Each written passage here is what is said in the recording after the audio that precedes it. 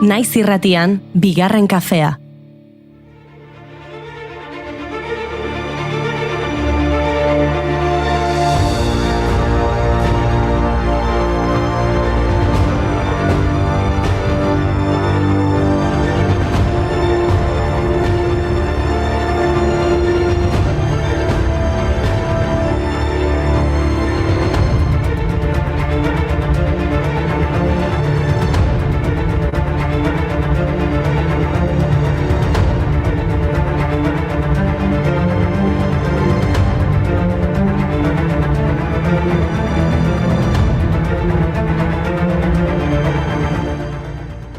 Egunon eta ongi etorri bigarren kafera. Egunon gaztiak idatzi dute txatean, baina nik gazte bakarra ikusten dut hemen. Ni neu, Maitia nun zira.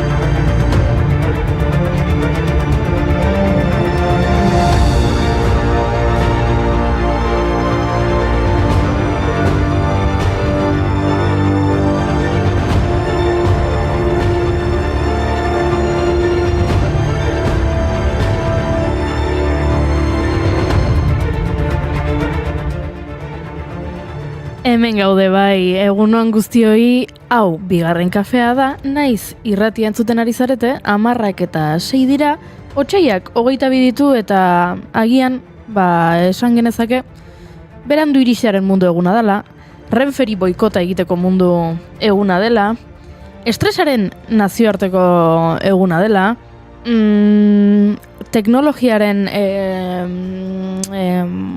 haustearen mundu eguna dela, eta hau soilik kafeak salba dezakeela.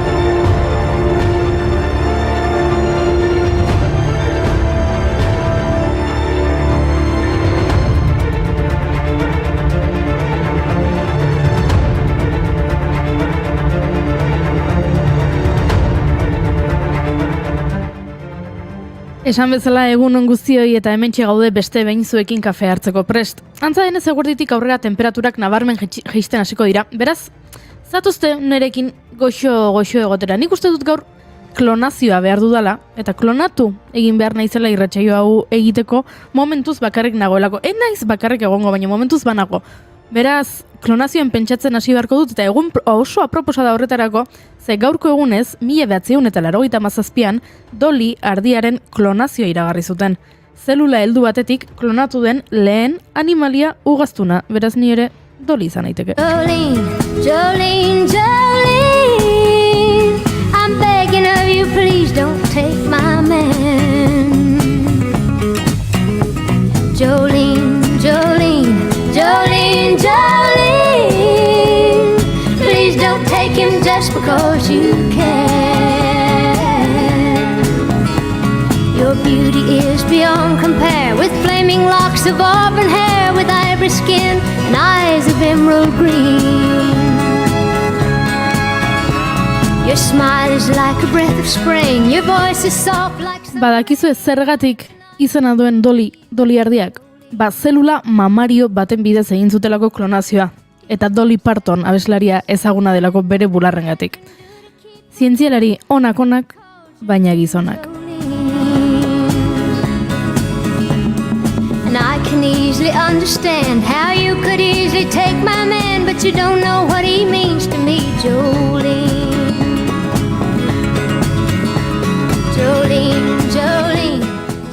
Dolly berehala superizar bilakatu zen.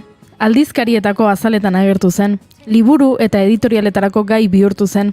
Berari buruzko opera bat idatzi zuten, iragarkiak egin zituen, eta hauteskunde kanpaina bateko metafora izan zen.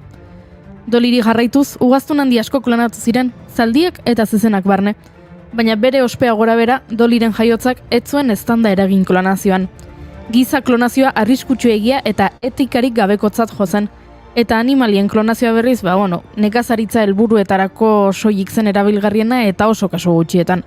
Beraz, Dollyren benetako ondarea klonazioa izan beharrean, zelula amen ikerketan aurrera egitea izan zen. Beraz horregatik, zorionak, Dolly. Hobetu zoraina, garena eta ez izana. Eman, hartu, eskua, egin, utzi, lekua, ikus, senti, gure naia. Apur, nuntxi, arkua, hau da, gure patua, ikus, senti, gure naia. Mozu ditzagun ertzak, emandako ezetzak, ireki ateak. Aukera baten entzat, mugarik gabe behintzat, argitu ametsa. Ez du dana klonatu behar neure burua, klonatu gabe ere binaka ondo moldatuko garela Gartxot eta biok hemen buruz burukoan.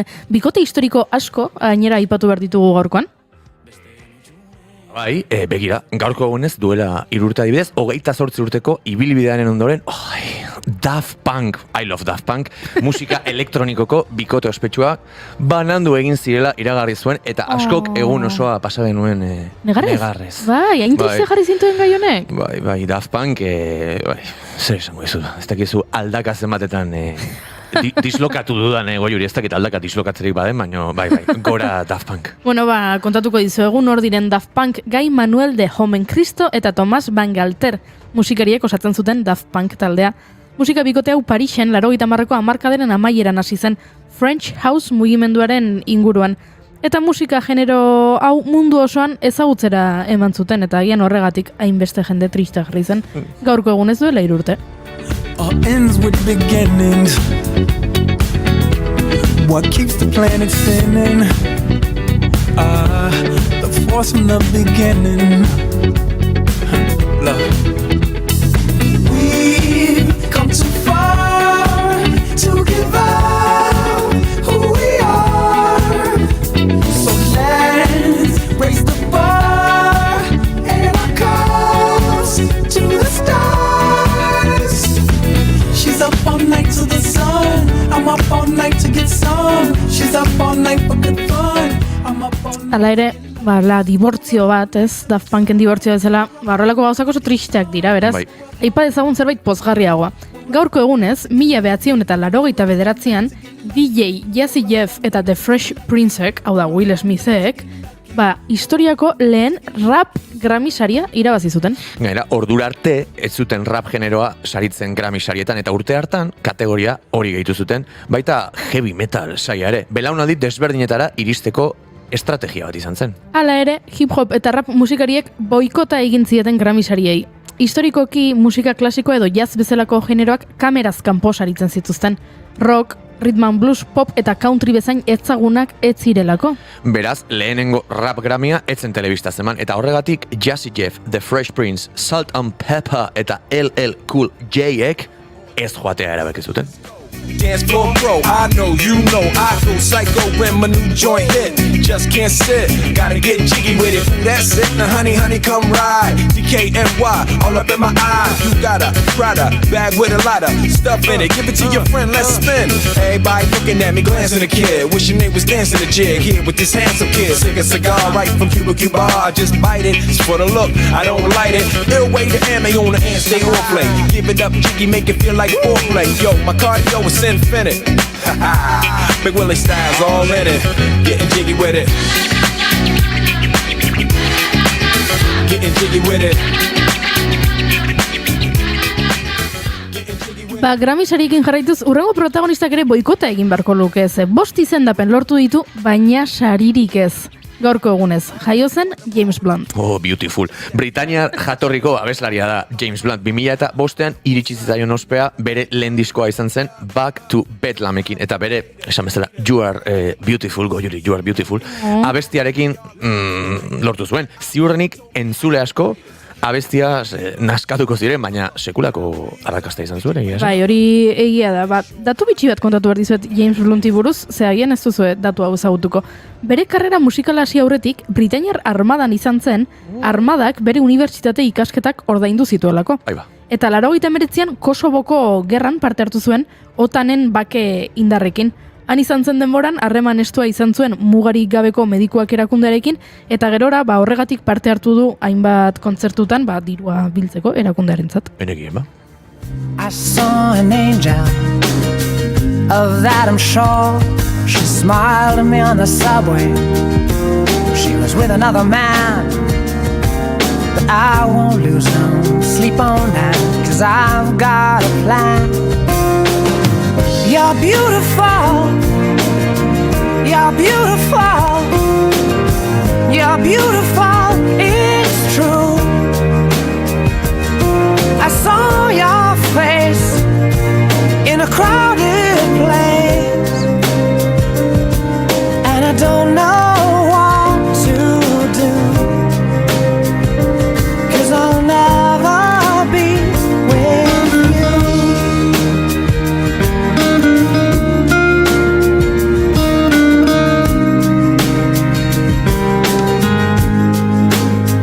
Yes, she caught my eye as we walked on. Nik ere aipatu behar dugu juri, ez dut asko jarraitu James Blunt, baina irakurri ditut pare bat notizia eta iruditzen zait bere bapatean etorri zitzaion arrakasta horri ere parrasko egin diona eta humorez hartu duen artista bat izan zela. Ni badakizu ez naizela isa edo ex-Twitter zalea, baina orain bere izena irakurrita etorri zaizkit pare bat, ez dakit bideo edo artikulu non tipoak humorez hartu du bere, ez dakit, hit honek ekarri Ala behar zizkion ez, guztiak. ezta? Ospea horak golpean iritzen zaizunen. Bueno, baina eskertzen dara ez, humorez ez du eta... Ibizan bizio benda? Bai? Oi? Aba... Hoi irakurriz. Enekin. Bueno, Grammyekin jarraituz, bazenekien goiuri Andy Warholek Grammy izendape bat duela. Margolariak? Bai, trikitilari irik ez dago Andy Warhol izena duena. Rolling Stones taldearen Sticky Fingers diskoaren azara diseinatzeagatik izendatu zuten. Gaurko egunez hiltzen Andy Warhol, estatu batuar margolari, idazle eta zinema zuzendaria, pop art mugimenduaren sortzaileetako bat. Bere lanek 70ko hamarkadan loratu zen adierazpen artistikoaren, publizitatearen eta ospen kulturaren arteko harremana aztertzen dute. Hainbat euskarritan, bai pintura, serigrafia, argazkilaritza, zinema eta eskultura. Warhol Manhattanen hil zen 1987ko otsailaren 22an 58 urte zituela barkatu bihotz taupaden irregulartasunaren ondorioz. Bere familiak erietxea auzitara eraman zuen arreta desegokiagatik, arritmia arreta desegokiak eta ur intoxikazioagatik eragindakoa zela esanez. Praktika txarren auzia epaitegitik kanpo ebatzi zen azkar familiak argitu gabeko diru kopuru bat jaso ondoren. Dirutza ziur. Bai. Linger on, your pale blue eyes. Dolly Ardia, Warhol, Grammy sariak, edabideetan espazio handia hartu duten gaiak dira. Baina zertzegoen gaurko egunez duela 20 urte garako azalean. Naizeko artefaktua proiektuari esker jakin dezakegu. 2004ko otsailaren 22an Bilboko inauterietako konpartsen zentsura izan zen albiste nagusia.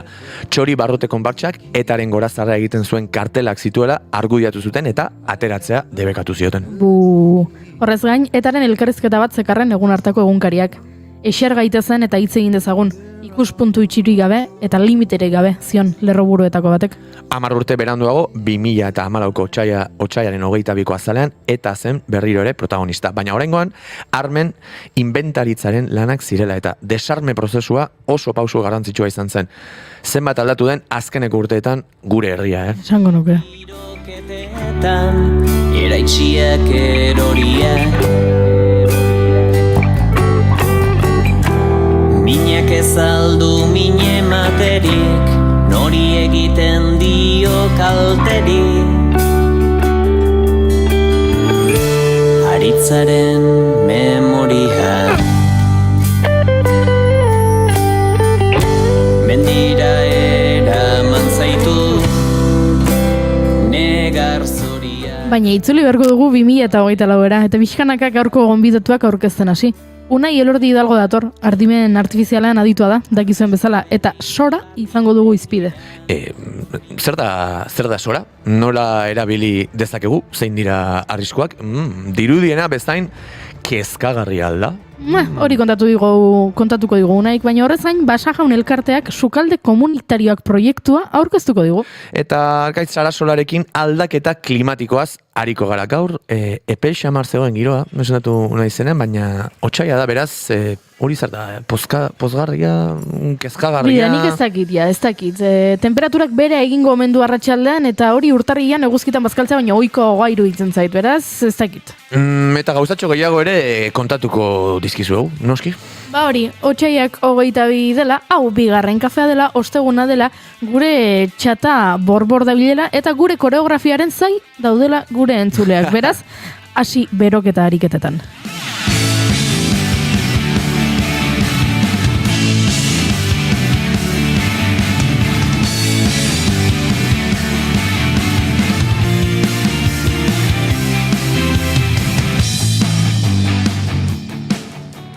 Zuekin doli ardia bat gartxotun zain letona. Egunon, ekipo! Eta zuekin doli ardia bi goi hori ezeizarandia.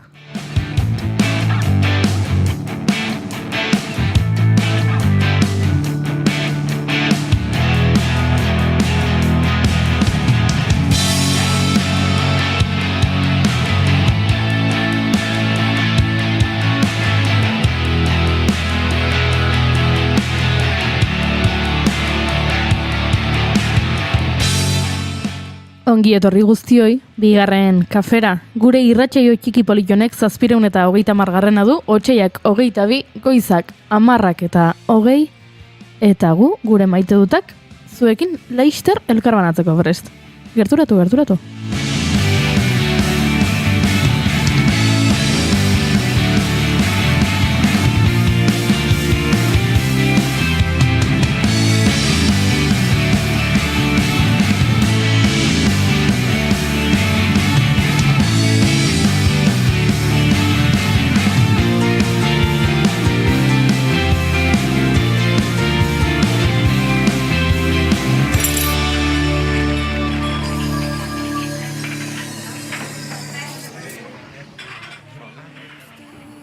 Kiela nora doan, añazkarko horrika eta ni hemen gaur ere berriro geldi.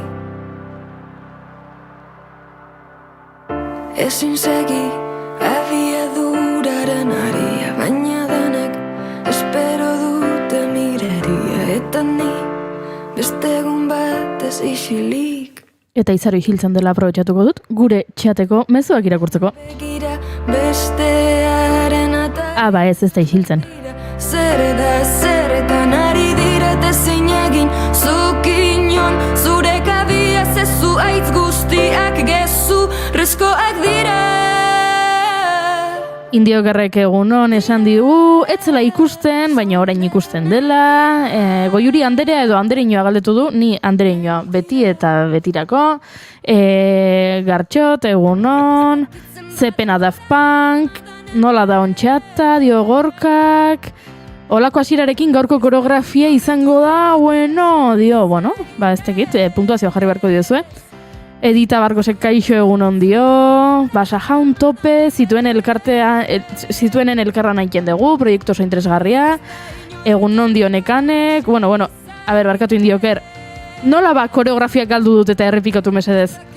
Koreografiak egunean behin egiten ditugu, jolasa bezala, eta ezin da errepikatu, ze hau ez da gero berriz gertatzen, egunero badauzka koreografiak nabardura txiki batzuk, momentuko energia da, indioker, bakizu, genialidadea ezin da errepikatu. Genezake hori bai goiuri, hau, igual, a ber, esan. Goiko jefekin konsultatu beharko da, baina igual koreografiaren lehiak eta txiki bat ere egunero egin daiteke. Saririk gabe. Saririk gabe. Txatak gero erabaki dezala, gaur txapeldun, Goiuri, Inigo, ez dakit, igual urrengo hilabeterako idea bat izan daiteke, baina ez dakit, bestela egunero iguala ez? Bai. Badaukagu hori baino, talentu, habilidade eta... Arpegi gehiago. Lehiaketa baino topaketa deituko diogu hori. Entzun diot argiak hartolari egin dion elkarrizketan, pilotariari egin dion elkarrizketan, berak esaten zuen, nola txikitatik ez, pilotan baita kirolaren munduan sartu diotela irabaztearen kontu hori, eta berak esaten zuen, eske egunera beginenean, guk ez genituen pilota topaketak egiten, guk pilota txapelketak egiten genituen, orduan garrantzitsuena zertzen irabaztea. Eta gustatu zait desberdintasun hori, beraz guk koreografia topaketak egingo ditugu. Topaketak egingo ditugu, eta, asmatuko dugu ere, emain guzu tarte bat, igual, puntuatzeko edo txatak nola erabaki topaketa horretan, zein topatzen den, ez dakit modu egokinean, edo, pentsatuko dut, buelta batzuk emango dizkigu.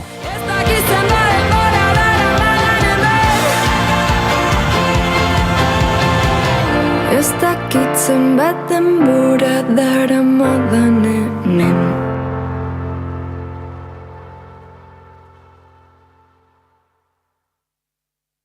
Kaleko zara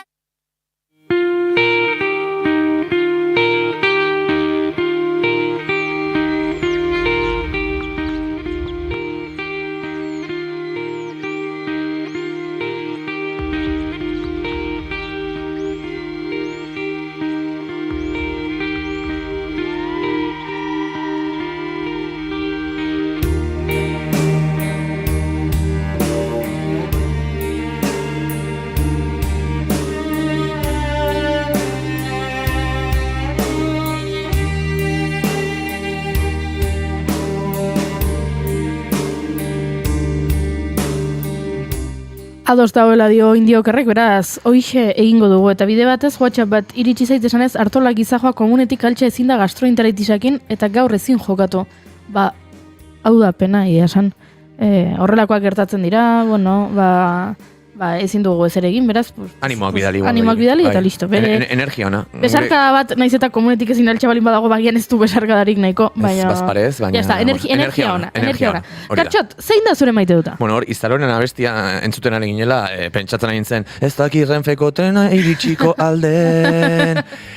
Gaurko nere maite duta eta ez maite duta batera doaz, eta nola ez, kotxea ez edukitzearen ajearekin zerikusia du, eta Renferi diodan, gorroto hitza ez dut erabili nahi, baina ez dago trena bere orduan etortzen den egunik, eta gaur ere kuriosoa dago, izteko 6etan esnatzen den pertsona bat nola presaka ibili behar den, gaur ere 13 minutu beranduago etorri da trena, eta horregatik ere, ona zure ondora Goiuri pixkat estresatuta iritsi naiz, gainera, teknologiarekin ere ez daukat oso harreman hona, nire ordenagailu pixkat zartuta dago, stream jarren eta driven sartzare kostatu zait, eta pixkat nire maite dut ez hortik doa. Baina, era berean trenean gauza oso kurioso bat pasa zait, atzo komentatu nizuen boligrafoaren alako elkarbanatze bat izan genuela 3 pertsonak, gaur neskato bera ikusi dut leku berean eserita, eta ni ere treneko leku berean eseri naiz. Eta, kuriosoa da zen, trenak nahiko luzeak dira, bagoi asko daude, eta benetan esertzeko leku asko daude, eta elkarri begiratu diogu, nola, aprobazio, hitzik behar ez duen aprobazio bat bezala, zu ere egunero leku berdinan esertzen den, ez dakit nola esan, friki, samarro, baina, pertsona kurioso horietako bat, eta hitzik gabe egin diogu elkarri jejeje horietako bat, ez? Eta, ez dakit nahi egindako gauza, nik saiatzen naiz beti trenari leku berean itxoiten, eta lehengo bagoian sartzen, bigarren lerroan, beti libre dagoelako, eta, ez dakit, aste honetan topatu dut, parean, iguala egiten duen pertsona bat, eta orduan, sentitu naiz, ez dakit, nola esaten da, ez da bakarrik nire joera arraro horretan, eta politena izan da, hori ez, hitzik gabe elkar egin diogula, ni ere konturatzen nahi naiz, zu ni bezala leku berdinean eseri zarela, eta gero esan diogu, aio, elkarri, eta, urrengo asteazkenean topatzen garen. Begira, ez nuen buruan, nire, ez nekien zer kontatu gaur maite dutean, baina zuk hoi aipatu duzula, kontatuko dizut, nire historio bat ez dakidana den maite dute edo maite duteza.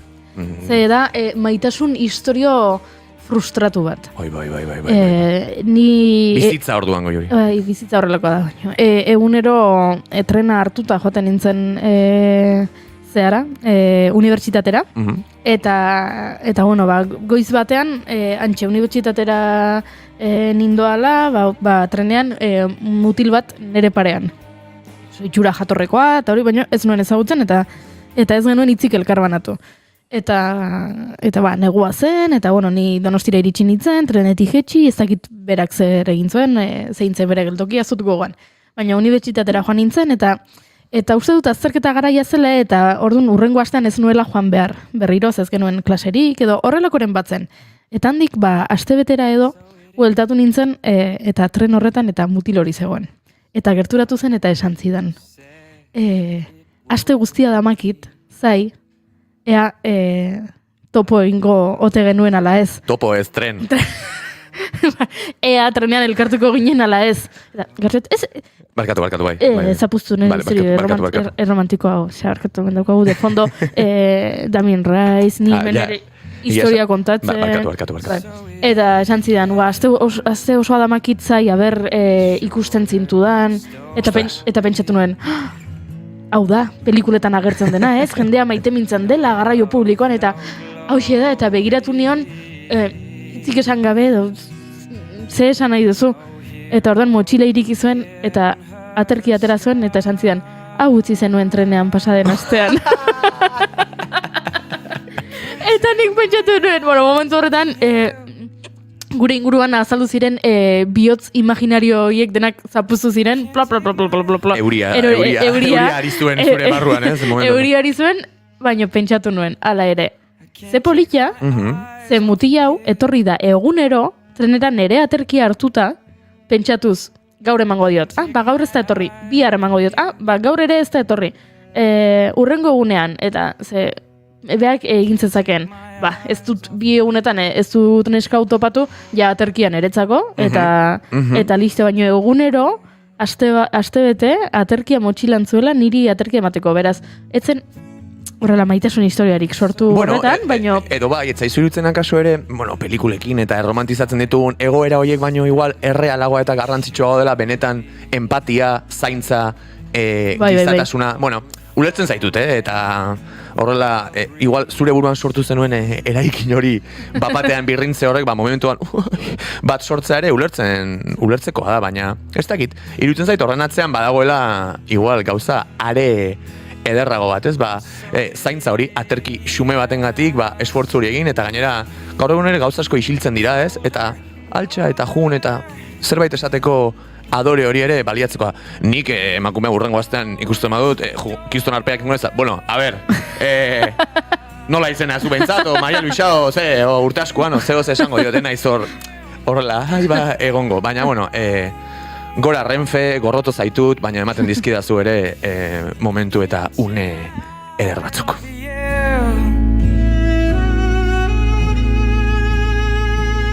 I can't take my eyes off of you. Eta egun honu nahi Elordi Hidalgo, dagoeneko gurean dago, gure adimen artifizialean aditua den unai, eta maite dut galdetu beharko diogu berari. Egunon. Piskat txiki etorri naiz, hau dena entzun da gero, esatet, bidetik etorri naiz pentsatzen maitetuta, eta bidetik pasa zait maitetu ez, audio bat bialduet nire intentzikoenakin, eta bakizu eguraldi oso ona ez duela egiten, ez? Darundi joan audioa bialtzen fuerte kizun energiakin ezak izer, eta gero entzun ez du jakiteko berra audio ondo bidatu zuen. Bakizu entzute zen,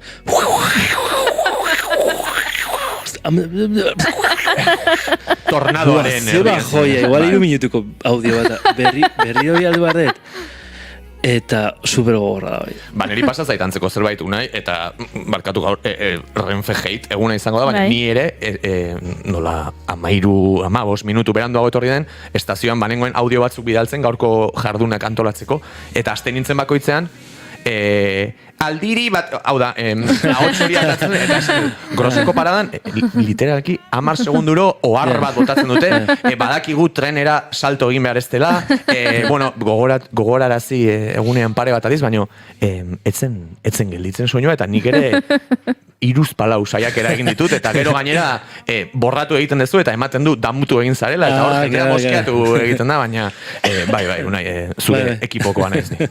Ez dago adimen artifizialarekin ezin duzu zerbait egin, hori txukuntzeko audio hori garbitu edo? Nik uste alkozala, bueno, segun igual saturatu ingozu nahizeak, eta hori izango zan arazoa, baina audioen geiz errolako batekin seguro gartxeteko eskondo ezagutzen dituzla. Posible izango zen, pertsona horren ahotsa segmentatzea eta ahots hori nolabait betetzea, falta zaizkion toki guzti horiek hobeto entzuteko. Esaten dit hemen indiokerrek, nire treneko tipo honi, esan behar niola, aterkia etzela nerea, konbertsazioa jarraitu izateko. Eta esan kriston ideia ona da indioker, baina nik aterkia behar nuen, hori hasteko. Eta bestetik, ez zitzaidan okurritu, haien zure zerbitzuak beharko ditut nire hurrengo zitetan zer egin jakiteko, eta Zirano de Bergerac moduko bat izan zaitezen, hori aholkularitza moduko bat, eta esango dizut, etortzeko eta bueno, jartzeko beste urruti xamar eta juteko kontatzen zer egin. Claro, pasata eta distantziarekin eta indioker gauzak erraxagoa ikusten dira, baina ikusi nahiko zintuzken ni hor Goiurik esan duen bezala itxura jatorra zuen baten aurrean nola aktuatuko zenuken. Por cierto, hau Royal Otis da entzuten ari garena? Ez, Royal Otis ez, Sophie Ellis Bextor. Royal Otisek egin du abesti honen kiston versioa. It's murder on the dance floor, but you better not steal the moves, DJ. Gonna burn this goddamn house right down. Oh, I know. Ba, orain bai, klonazio beharrik gabe, hementxe gaude, hiru erregen maila osatu dugu, eta ofizialki bigarren kafeari hasiera edo bigarren hasiera bat emateko prest gaude.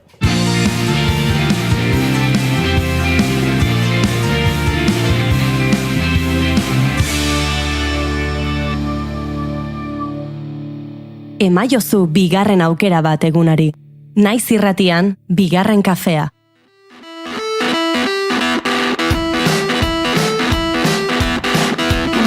It's not fair. Don't worry, man, you get scared. Whatever happened to your heroes, you can be free.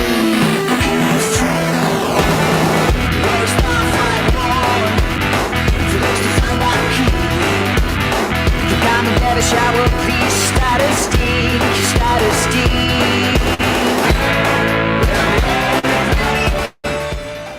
Ezagutzen genuen Siri, ezagutzen genuen Alexa, ezagutzen genuen Cortana, baina orain beste emakume izen bat ikasi behar dugu. Emakume izena balin bada niri ala iruditu zait, baina Sora zer den deskuritzera gatoz, agian irakurri dazuten honbait izen hau, Sora, ze isa sarean bolo-bolo dabil, eta Unai Elordik kontatuko digu hobeto zer den, eta benetan hainbesteko beldurra eduki behar diogun ala ez, ze nik irakurri ditudan txio guztietan, mezua argia zen. Haiene, ze beldurra ematen duen honek.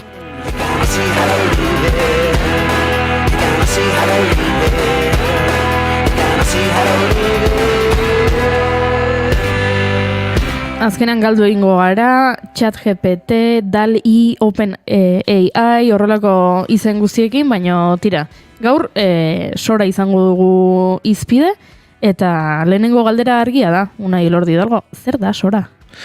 Ba, Sora berez da horrelako sistema bat, nontzuk hitzekin deskribatu dezakezun testu bat, ez? Eta testu hori bideo bihurtuko duena, ez? Azkenean bilatzen duena da koherentzia bat izatea. Zuk esan dieztaiokezu, hor bideoak ikusten dien bezala, ez? Irudikatu emakume bat Tokion, ibiltzen, ez dakize gertaera gertatzen dienak, ez? Torren gertatzen da, ez dela bakarrik koherentea idatzitako gauzekin, baizik eta beste interpretazio bat iten du irudian. Zezuk ez diozu espezifikatu nola dan ingurune guztia, nola egiten duen fizika horren kontzeptua, bai? Beste puntu bat eman zaio. Hau da, teknologia berdina erabilita, beti berdina egiten egia, beti egia tekstua jartzen da, tekstua erlazionatzen pixelekin, erlazio oso komplexuekin. Gertatzen dana da, orain arte irudiak atera izan diela, eta irudiak banaka ateratzea, erreza da. Komila jarriko izkigu, baina bai gertatzen dana da, beti esan izan doi dudan bezala, zerbait gure irudian irudikatzen dugunean, norbait esaten bali maio zu adibidez. Irudikatu txakur bat ondartzan, zuek ja irudikatu ezu, ezta? Bai. Baina jaso zuen informazioa hitzekin dator. Zuen garuna izanak gai informazio hori kodifikatzeko impulso elektrikoetan, eta gero hori irudikatu alizateko, eta ikusi dezu, txakur hori ondartzen, ez? Efektu hori iten du, da, tekstutik irudi bat etatzen du. Kontua da, oso zaila egiten zaiola sistemai koherentzia hori denboran gertatzea. Bai, impulso elektriko edo olako gauzak azkenean izaten dira sistema ditzen zaiona espazio latentea. Eta hor, gauzak ikutzen haste bali magea, koherentzia hori mantentzea superzaila da.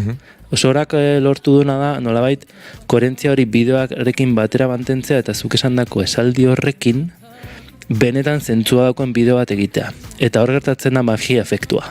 Dala, erakuste dizue bideo bat, ez du, wow, que pasada. Baina oraindik ez dago ezer libre. Orduan, ni estetiko xamarra izaten naiz, baina egia da aurrerakuntza interesgarri badala. Eta adibidez, ideia bat itearren, badauka bideo bat, daudela bi pirata ontzi, kafe batean, ez? Burrukan bezala, ezta? Likidoen fizika da, joku konputazioan gehien bat zaiena den fizika, ez? Azkenen termodinamika eta fluidomekanikako kontzeptu desberdina daude, eta azkenean oso zaila den gauza da. Eta hori representatu dute, eta esan dute bakarrik erabili dugu adimen artifiziala.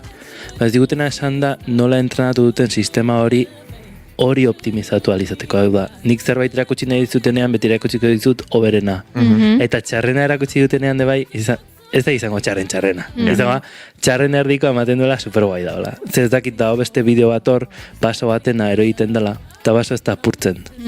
Osa, basoa gelditzen da, sartuta bestela, baina likidoa ondo mugitzen da. Orduan, sortu dute lako, eta asko ikusten ari naiz ezken aldi honetan dela, magia truko hori erakustizkizut bideo batzuk, eta bideoiekin ematen du pasada badala, ez? Eta hori izango zen, ez dakit, gehiagik iluzatu nahi zen, baina ideia bat. Ez. Ikusten ari gara, Tokiotik oinez doan emakumearen bideoa, eta niri, harritzen hauena da, bideo hau oso ondo eginea dagoela, eta esango nukela, aktore bat dela, nik imaginatuko nuke, baina ez, adimen artifizialarekin sortutako bideoa da, eta ez dakit, larruzko jaka bat darama, eta jakak zimurrak dauzka, berak aurpegian, ez dauka aurpegi perfektua, pixka bat azalan, poroak, eta ikusten zaizkio, oso landutako irudi bada hau. Hor beste gauza asko daude, agian egunerakotasunean adimen artifizialean ibiltzen zenak ikusten ez dituena.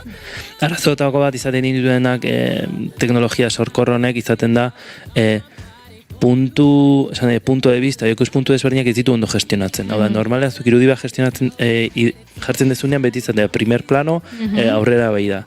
Baina horriten duna kamera muitu. Orain arte Dali edo Bing Make Creator edo haukin oso zaila egitea. Baina bertatu izan dena da, saiatu diala erabiltzen jokuetako mekanikak eta irudi hiperrealistak. Eta horren arabera lortu dute mugimendu hori benetan realista izate, baino atzetik dagoena ere ez digute kontatu benetan. Hala ere, irudiak... Krizona dira, bai. Zoragarriak, esan behar nuen. Bai, ni pixkat, ez naiz bat ere aditua eta gero igual jorratuko dugu gai hori ere, baina lehenengo kolpean etorri zaidan zea da, jendeak zergatik esaten du beldurgarria dela, hau da, hemen badago, beti esaten da ez, lanpostuak eta kreatiboa diren gauz asko, baina ez dakit, hor dudak dauzkat azkenan optimizatzen eta hobetzen ari den gauza bada, eta ez dakit, nire duda daukat afera horretan. Beldurgarria da, biztan da, teknologiak nola sortzen duen, normalean gizakien lanaren ondorio den, artelanak dira, hau da, begira ze plano, begira zesto, beldurgarritasun hori nun kokatzen den, hor daukandik galdera ikurre. Nik uste daudela bi kezka nagusi edo, batetik beldurgarria, bazuk aipatu duzuna, lanpostuekin zer ikusia daukana, beldurgarria iruditzen zaigun bezala egian, batzoi bestei baino gehiago hori eroskira joan eta kutxazain automatikoan, hau da, zuk zure buruari kobratzeko horretan ilara luzea egotea eta geroz eta pertsona gutxiago egotea horretan lanean, eta pixka bat bada beldurgarria ez, ikusten duzulako Nik duela 20 urte hasi nintzen supermerkatu ontara etortzen, eta egunero 6 langile zeuden, eta orain daude 2 eta makina bat, eta makina bakar horretan, jendeak kobratzen dio bere buruari, eta listo, orduan lanpostu horien galtzea, beldurretako bat, bada, orduan nik pentsatzen dut honekin ere badela, ez? Guk ere bideoak eta egiten ditugu hemen estudio honetan, eta esaten duzu, haien, honek egiten balin badizu, ez digute deituko guri egiteko. Baina bestetik ikusi dut txio bat, eta like asko zituena, zena, hemendik hilabete batzutara, agian egokituko zait, epaitegi batean, defendatzea, nik ez dudala krimen hau egin, eta erakutsiko didate bideo bat, non agertzen nahi zen ni, krimen hau egiten. Ja, bai, ulertzen dut.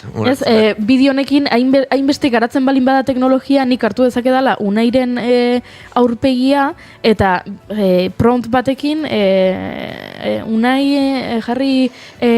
Unai kotxeak lapurtzen Donostiako ez dakit, Antigua auzoan, eta egiten badu itxuraz ikusiko dugu Unai benetan kotxeak lapurtzen, hortik ere ez, beldurra? Bai, egia esan, ez dakit, teknologiaren garapena bai da beldurgarria, baina pentsatzen ari nintzen, leheno iritziak ere arpegira esaten genituen, edo plazan bankuan pipa jaten esaten ari ibiltzen ginen, eta txio nik daki dala, duela 15 urte txoriek bakarrik egiten zuten, eta orain badago ere online plataforma non jendeak iritziak botatzen dituen. Ez nago horren, bakizu ez naizela oso zalea goiuri, baina ez da horren aurka goten. Ez dakit, ikusten diot ere, evoluzio bada eta teknologia bada, beldurgarria dira bai. Ni gainera, ez naiz gaitik aterako, baina duela gutxi lagun batek ere erakutsi zidan WhatsAppeko lauzpabost audio aizeri gabe eta soinuri gabe ematen zizkiola adimen artifizialeko zera bati, ez naiz batere jakituna, ez dakit nola izena zuen,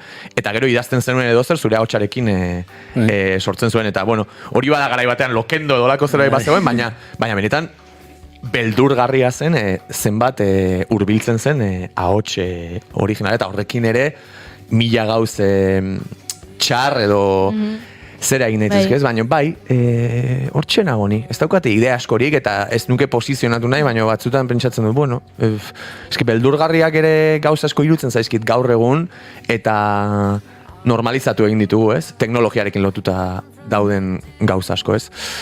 Ez dakit. Benetan interesante iruditzen zait edo gogo eta hoi, ez? Askotan nahazten dugu teknologia eta intentzionalitatea. Hori da. Eta orduan beti txarrera jotzen du nolabait gure burua babestu alizateko. Uste dut, lehenengo arazoa izaten dela beldurra sartzeakon ez jakintasuna eta aldaketak azkar dijoaztela, ez? Zure bizitzako karrietik ateratzen ari zarela eta zerbait gertatzen ari da eta ez daukat kontrolik horri buruz, ez? Hori nolabait ekiditeko edo, aurre egiteko erabat da, informatzea eta benetan kontrola izaten saiatu alizatea. Baina askotan gertatzen dena da, interneten egoten den informazio askoz gehiago da enfokatuta jendeari presio hori sartzen dez, ze beldur sentituko dezun, adimen artifizialak bizitza aldatuko dizu, lanak aldatuko ditu, baina benetan esaten dutenak lotxagabe utxago ez dira, ez dakitez esaten nahi den, erramienta probatuko zuten, da ikusiko zuten erantzunako oso onak ziala. Baina ustet, mundua asko irikitzen dela, ze adibidez zuk esatezen du bezala, ez? Edo goiurik esatezen bezala. Posible izangoa bera jartzea toki baten zerbait txarra egiten eta hori proba bezala jartzea juzgatu baten. Hor gauza desberdin asko gertatzen dira. Nik uste dut, irudi bat, eta hau nire iritzia besterik ez da, juzgatu batean, laizter ez duela zertako balia izango, ze ezingo dute jakin zein dan bere berazidea. Halere, badaude, ikertzaien nahi zenetik, segimento handi egiten diotolako gozei, batez ere identitate suplantazioan gatik eta badaude bilan estilo egiten. Lehenengoa da, adimen artifiziala generatutako irudiak eukitzea artefakto visual batzuk errez detektatu ahal izateko sistemak, baino zuk ez begiekin. Ez dakit ohatze zeaten, oain dela gutxi izan gendula adimen artifiziala eta pozoitzeana, izango zen inbersoa, esatea, haizu hau adimen artifizialek sortutago. Eta bestetik, burrukatzen ari dien beste kontzeptu da digitaltasunaren autentifikazioa. Hau da, fitxategi bat kamera batekin lortu balimazu argazki bat, kamera hori sensorikarekin firma digital bat sortu, eta irudi hori modifikatu balimada bere hashkodea edo bere integritatea aldatuko zenez, virus baten detekzioaren antzeko zerbait izango zen. Orduan, bideoiek irikita daude, oraingoz lasai, horrelako gauzak ezin jain. Eta, deitu beharko zenion telefonoz, Sant Almanei, pasa beharko zenizkion zure irudi bastante, eta gero lan asko dago atzetik, hau, nik uste egiten duen efektu askotan dela, eske idatziko zu, iazu pelikula Hollywoodekoa bakerona, eta ingo izula kriston pelikula. Ez izingo. Ze hori pertsona bati esate bai osuz, kaldera gehiago ingo izkizu. Orduan, iruditzen zait, koherentzia estatistikoki ondo errepresentatu dela, bai? Ze azkenen koherentzia gizakiak daukon zerbait da. Bai. Eta makinak emulatzen saiatzen dira. Orduan, koherentzia hori da, distantzien arteko erlazio bat tekstutik irudira. Azkenean zenbakitatik zenbakitara guaz. Hori lortu da, baina hortikan aldatzera joazen gauza guztik eta intenzionalitatea eske beste gauza da hori. Eta justo hortaz pentsatzen ari nintzen eta ekarpen txiki bat egite aldera eta gainera pixkat nire terrenora ekarrieta askok ere esan dute, eske egin dezakezu abesti bat, Bad Bunny eta gozategiren nasketa bat eta pum. Eta bueno, Oxala. Bueno, aukera egon daiteke, baina nik ere pentsatu nahet, naiz eta teknologia garatu gure gizatasuna mantenduko dela eta, bueno, nik ez dut hori egin nahi, nik sufritu nahi dut, bizipen bat bizi eta nerea den abesti izan Bad Bunny, izango zategi xume egin ez, eta egun batean pelikula bat egin nahiko banu, ez dakit, nik behintzat ez nuke nahi sofan egon eta lau lerro idatzita adimen artifizialak egiten du zerbait, ez dakit, horre batzutan beldurgarri eta diogunean, zuk unaiek esan duenez, ukatzen da benetan gu humano egiten gaituen intenzionalidade hori, bueno, denoke igual ez dugu azkar eroso eta alik eta lan gutxien egin nahi, ez? Denetatik entzun dute. Bai, eta beste aldeare, izan daiteke zilegi eta errespetagarria, baino, bueno, ez dakit, hor... Badaude post batzuk esaten, orain Hollywoodeko pelikula bat 20 eurokin ingozu. Ez flipatu. Ez flipatu, ez izan horren kuña, zuk esaten dezunan arira, uste pelikula bat ez dala bakarrik ze ondo dagoen errepresentatuta grafikoki. Jarriko izuet, eredu simple bat, eta hau zeta generaziokoak ondo ulertuko dute. 2000 urtearen hasieran, joku asko publikatu zian da beti esatezan premisa itezatezan, ze grafiko onak dauzkan joku honek, bai? Eta berintzion, historia zein zan, jendeantzako zan maksimoa. Zergatik, visualki zerbait aportatzen zigulako. Gaur egun gertatzen dena da, badaudela joku batzuk Hollow Knight bezala, ez dakit ezagutzen dezuen, baina da, bi dimentsiotan jolasten da joku bat, benetan zaila jolasteko, eta kriston exitazo daukiu, eta da obra maestra bat, eta ez dauk ezer ikusik ez grafikokin, ez ezer, da pixel art estilo bat, ez arte estilo bat, superpolitia egiten duna orduan, nahi iruditzen zaite bai, artearen kontzeptuan sartzen ari garen momentuan, eta adimen artifizialeko irudiak ikusita, normalen esaten da, adimen artifizial batekin dut, ze polita egin duna, baina benetan zerbait transmititzen dit. Eta gero, azkeneko gauza bat, konturatu nahi zena da, presentazioak edo txarlak edo ematen dituten momentuan, oso errez egiten zaitela adimen artifizial bati esatea, irudikatu jazu irudi komplejo bat, eta koherentzia dauka, orduan, horretarako iruditzen dela herramienta superon bat, baino edo zeinek erabili ezakena. Baina esan dugun beste guzti hori, nik uste eta adimen artifizialak ezin dula bilatu. Bueno, ni lasaiago geratzen naiz, ze ez egitez, beldurra zerotik eunera neurtu beharko bagenu, ni eunetik gertuago gartxot baino, esango genuke, ze niri, eta hau aipatu izan dugu, behin baino gehiagotan elordirekin, kezka handia sortzen dit honek eraso sexualetan izan dezakeen eraginaren gatik, ez?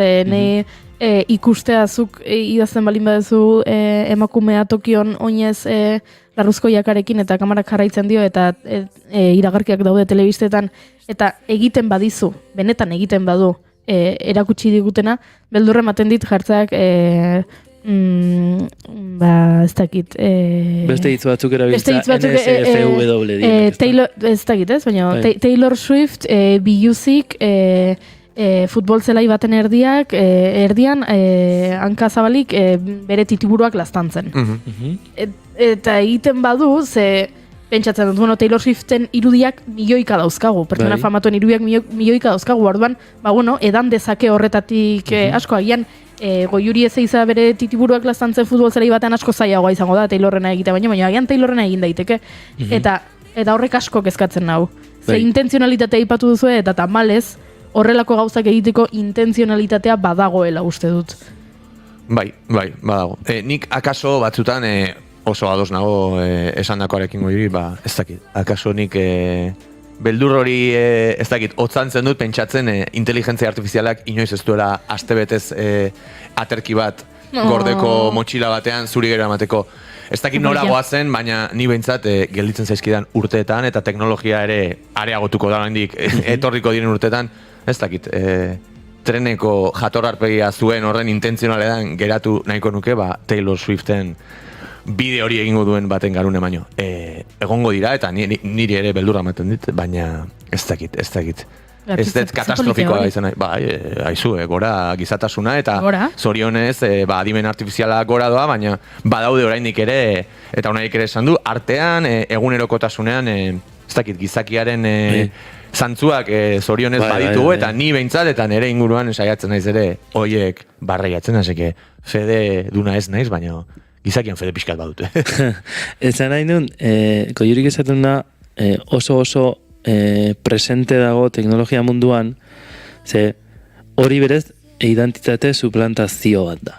Eta hori berez delitu bat izaten da. Kontua da, rastreo bat mantentzea, eduki hori sortu duen horri zaila izaten dela, ze azkenean interneta oso librea da, ez? Bueno, trakeatuta gaude, eta nahi ezun guztia, baino sare sozialak edo difunditzen dien kanal guztiak ez dute egiten polizia lan hori edo etika kontrolaren lan hori, ez? Ez gaude prestatuta baina indikan ulertzeko adimen artifizialen etika zein dan eta zein dan datuen transparentzia kontzeptua. Eta nola bait garbitu behar den gazkile egin nahi dituzten gauza guzti horiek, ez da, ze askotan hitz egiten da, ez? Eske programazioan ezer jakin gabe kriston ditzei guapak inditzazkeu eta min asko egin. Claro, kontua da, izaki hau ez dela prestatuta, ze herramienta biarek erabilita detektatzen duzu. Kontua da, jendea ez daula prest hori detektatzeko, ez dauka alarma egoera hori. Lagun batek WhatsAppez bialtze bali maio Taylor Swiften bideo pornografiko bat, sinistu ingo du, seguramente. Ez lagun batek bialdu dio. Eta hor dago beste kontzeptu bat dela ingenieritza soziala. Zemateko konfiantza dauketzu zure dispositibo horiengan, eta batez ere zure eskuan dagoenean, ze askotan, pentsatzen dugu, jasoten dugun informazioa eta bialtzen dugu dena gure mobilan edo gure gailuan dagoela, ez? Eta asko kanpoan dago. Eta hori jendeak ulertu beharko luke, zeren informazio asko bialtzen da, eta askotan ematen diogun informazioa sistema hauei ere inkostienteki bialtzen dugu, askotan gure datu biometrikoak bialtzen ditugu, beraz iruditzen zait, gizarteak nolabait prestatuta egon beharko lukela benetan baloratzen bere datu biometrikoak zeintzu diren, zeren ezin dira aldatu. Pertsona baten aurpegia, zirugia estetikoa egin dezakezu. Zure irisa ezin duzu aldatu. Zure ibiltzeko ere datu biometrikoa ez da aldatzen, antzekoa izaten da. Adibidea jartzearen ez futboleko partidu bat ikusterakoan nola detektatzen zuzein dan zein. Umore txarra ere, izan daiteke beste datu biometriko, umore txarra ere ez da aldatzen.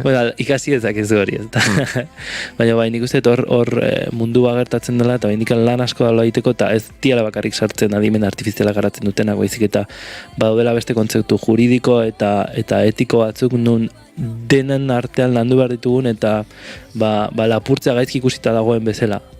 Gizaterian horrelako gauzak egitea benetan gaizki ikusita egotea, eta ez zu konplize bihurtzea horrelako edukiak konpartitu ahal izatea. Eta ez dut esaten pornografikoan, baizik eta bideo politiko baten gertatu egiten zerbait, edo beste gozer gauza desinformazioa nolabait sustatzeko.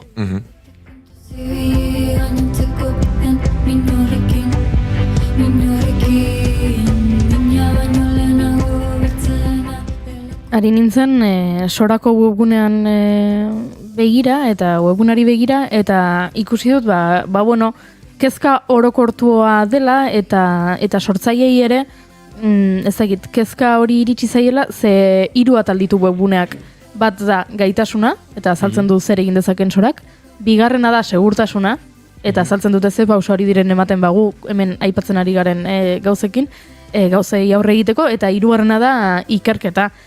Beraz, iruditzen zait nahiko esangarria, ez? Segurtasuna izatea, webguneko atal bat horrek esan nahi du, ja, beraiek publiko egiterakoan hau aurre ikusten zutela, nolabaiteko... Bi segurtasun mota egon daitezke. Bat da, sistemaren akzesoa ez izatea pertsona batek, hori enpresaren alde dago, eta gero, segurtasuna aterako diren erantzunetan. Hau da, chat GPT-ekin intentzan bezala ez, esango didazu non ez den saltzen droga Nueva Yorken, edo droga erosiko nahi ez banu zer ez nuke egin beharko. Eta horren doble negazio horrekin esatez izun duntzeo. Ikustet hori diala patxangak esateko, adimen artiziala timatu daiteke ez. Eta kasu horretan bi segurtasun mota definituko zian bai. Horrela azalduta, Sora, gure kezkak zuekin elkarbanatuta, eta gartxotek gu lasaituta, Ez dakite, ez dakit, ez horregatik. Horrela, agur esan behar diogu nahi Elordi Hidalgori, ze 11 izango dira oraintxe bertan, eta naiz irratiko estudio zentraletara joan behar gara azken ordua ezagutzera.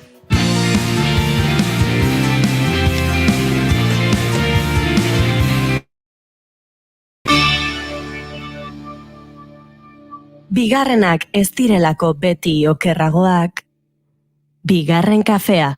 Egunon Zurine Iglesias.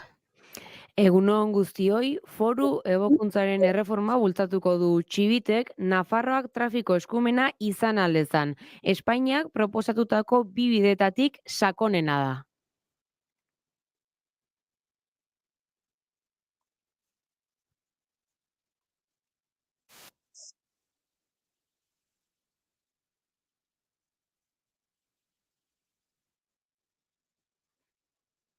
Espainiako gobernuak Txibitek esan bezala errege dekretu bidez egindako transferentzia bertan bera utzi zuen Auzitegi Gorenak astelehen honetan eta bi aukera zabaldu ziren trafiko eskumena Nafarroak bere gain dezan.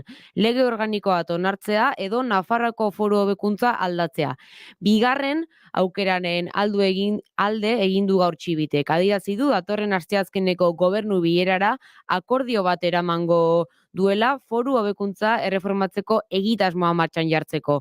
Hori jakinaraziko diotela formalki Espainiako gobernuari. Nafarroako parlamentuko osoko bilkura hasi aurretik iragarri du hori Txibitek, foru gobernuaren asmoa batetik, azaldu du negoziazio batzorde bat sortuko duela erreforma prestatzeko, Nafarroako gobernuko laukidek osatuko dutena. Gobernuko 3 presidente ordeek PSN-eko Felix Tabernak, Geroabaiko Ana Oiok eta Zurekin Nafarroako Begoña Alfarok. Eta presidentetzako zuzendari nagusi PSN-eko Joseba Asiainek ere parte hartuko du. Bestetik berriz, nabarmendu du Espainiako gobernuarekin adostu beharko dutela aldaketaren testua.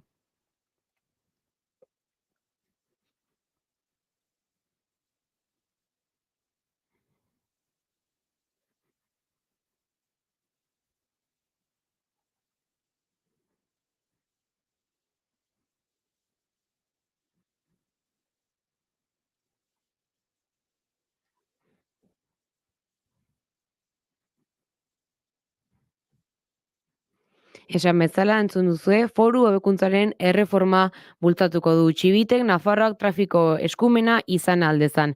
Eta informazio praktikoari dagokionez, errepide trafiko zuzendaritzaren arabera, ez dago goraberarik errepideetan, beraz, hementxe azken ordukoa eta bigarren kafeko lankideen esku uzten zaituztet. Eskerrik asko Zurine, eskerrik asko azken ordua gurekin elkarbanatzaetik, guk jarraitu egin behar dugu urrengo gonbidatuekin. Eta aurrengo gonbidatuak zeintzuk diren? Batetik Basajaun elkartea eta bestetik Akaitz Sarasola. Bi gai jorratu behar ditugu orain, esan bezala batetik Basajaun elkartearen sukalde komunitarioak proiektua oso interesgarria iruditzen zait, eta uste dut Gartxot oso interesgarrituko zaizula baita zuri ere sukalde komunitarioen kontu hau. Badakizu zer den?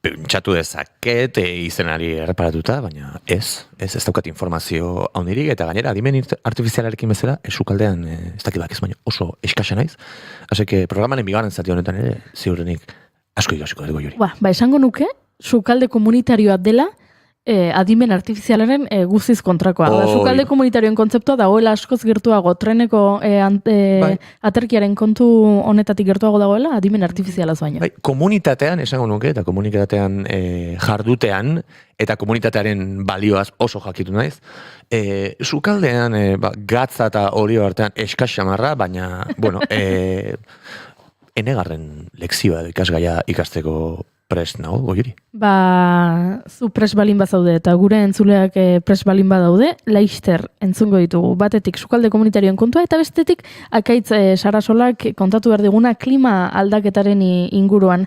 Ze bi esaldi entzun ditugu azkeneko asteetan erabat. Batetik, ze ondo eguzki hau eta otsaia da, eta ze ondo ari garela hemen bazkaltzen eguzkitan, eta bestetik, ze gaizki otsaia dela eta bero hau egiten duela eta udarak beldurra ematen dit. Beraz, zuk ere bi esaldi horietako bat esan balin baduzu, geratu gurekin ea akaitzek zer dioen entzutera.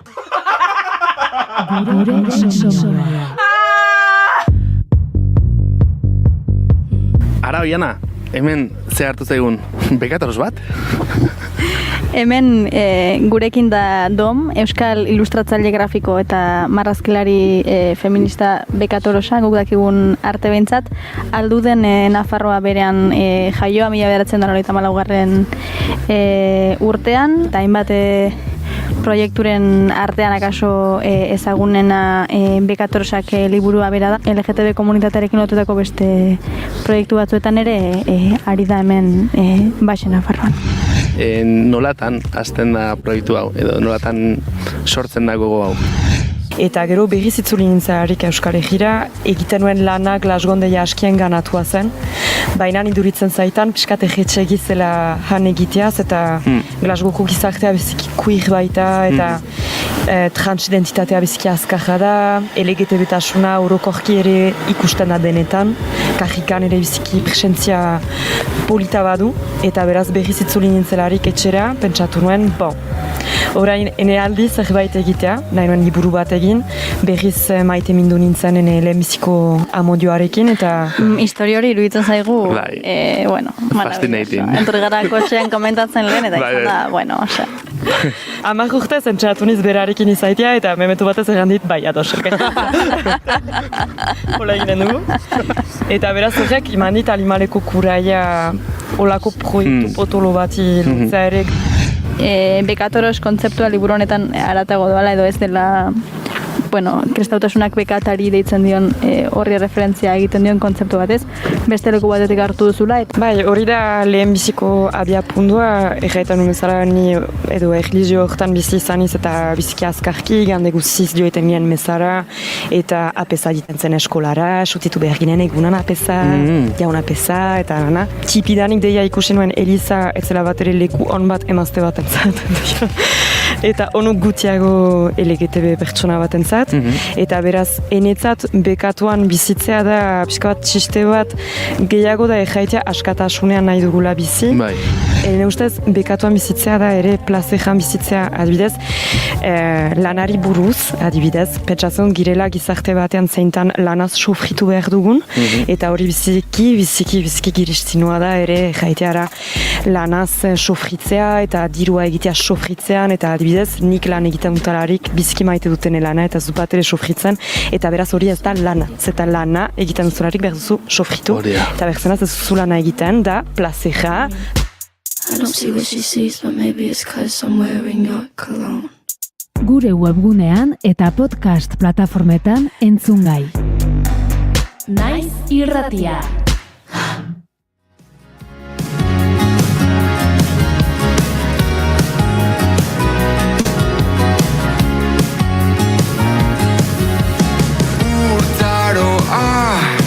Bizkortu duzu poloetan, glaziarretan, epelta eroso ginenean, eten dira komunikabideak.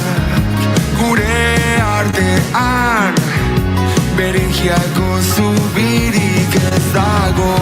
Galdu naiz, aurkituko nauzulako, aztarnak irakurtzen ikasi duzulako, eta bihar topa egiten topatuko nauzu basamortuan. Agian, azkeneko astetan entzun ditudan bi esaldi nagusiak honakoak izan dira. Ai, ze ondo, otsaia eta eguzki honekin bazkaltzen terrazan, horrela bai, horrela beste modu batera egiten diozu aurre asteari. Zaientzat, urakanek eraitsi dituzte gurtzaleko. Eta esaldi hori entzun dudan aldiro, beste bat entzun dut. Beste norbaitek, gertutik, esaten zuen. Ene, zer diozu ba, otsailean eta bero hau, zer egin behar dugu udara hontan, zer egin behar dugu? Eta bihar, topa egiten topatuko nauzu basamortuan.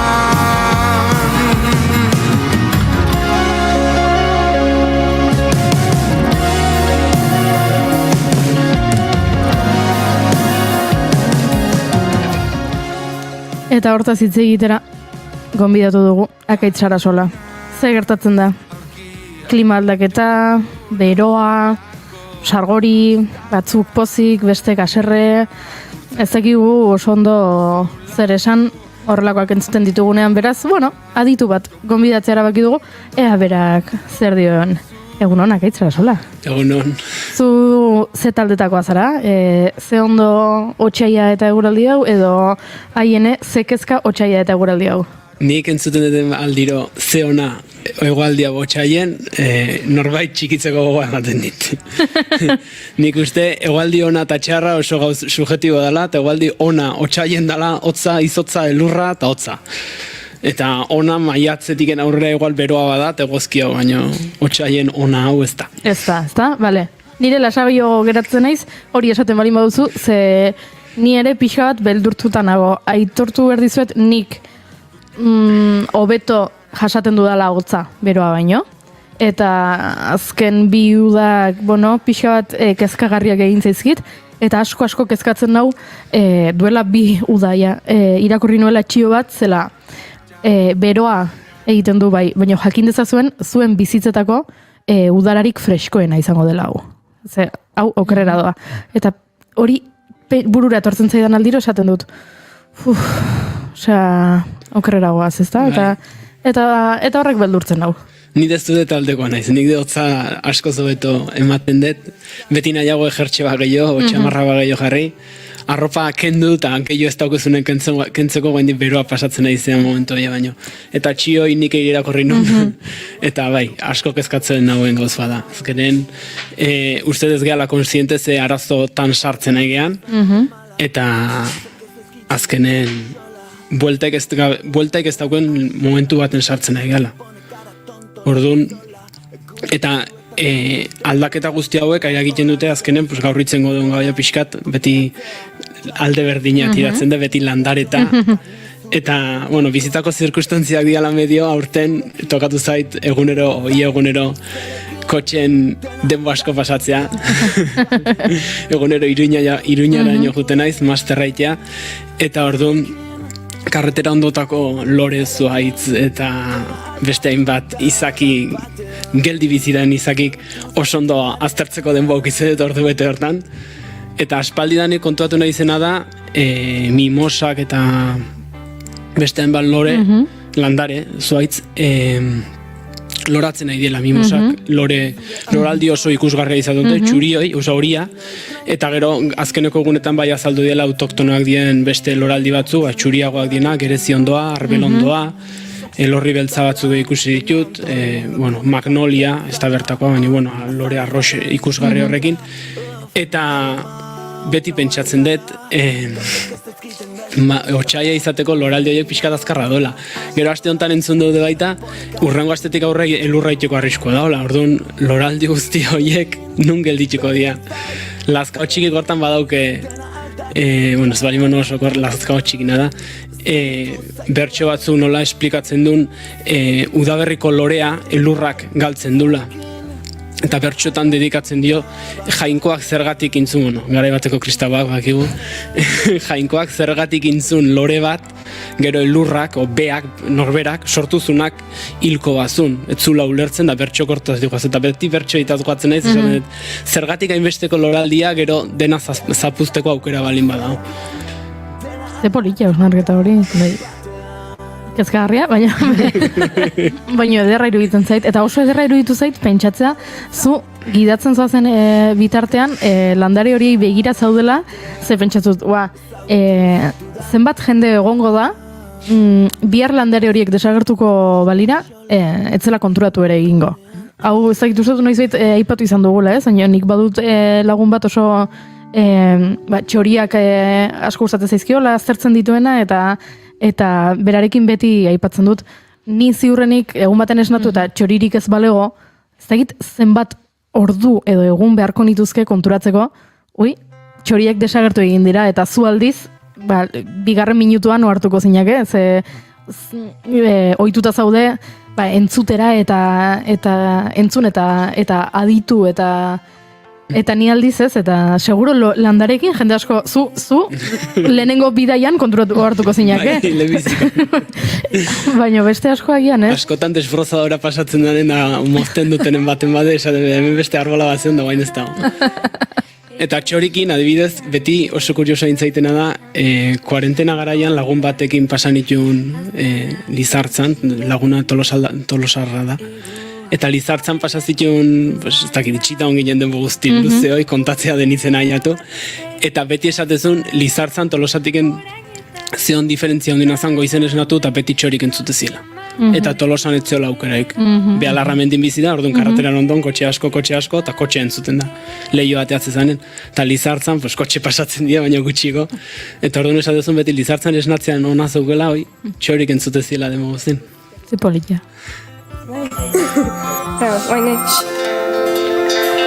Sokak ez banau, estutzen da iraganak. Beraz, kezkagarria, baina ez gara konturatzen zenbaterainoko kezkagarria den.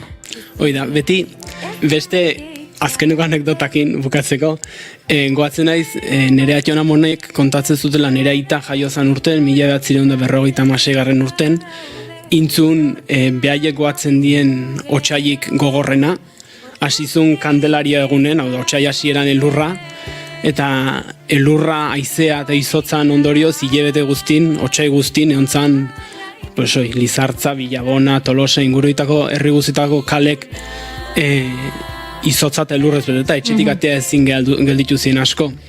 Eta beti ikendet pixka konparaketa hori ezta. Nun gehatu da, otsail hotza deitze zaion, otsail beltza deitze zaion urte hartako otsaila, eta aurtengo otsaila nun gelditzen dan.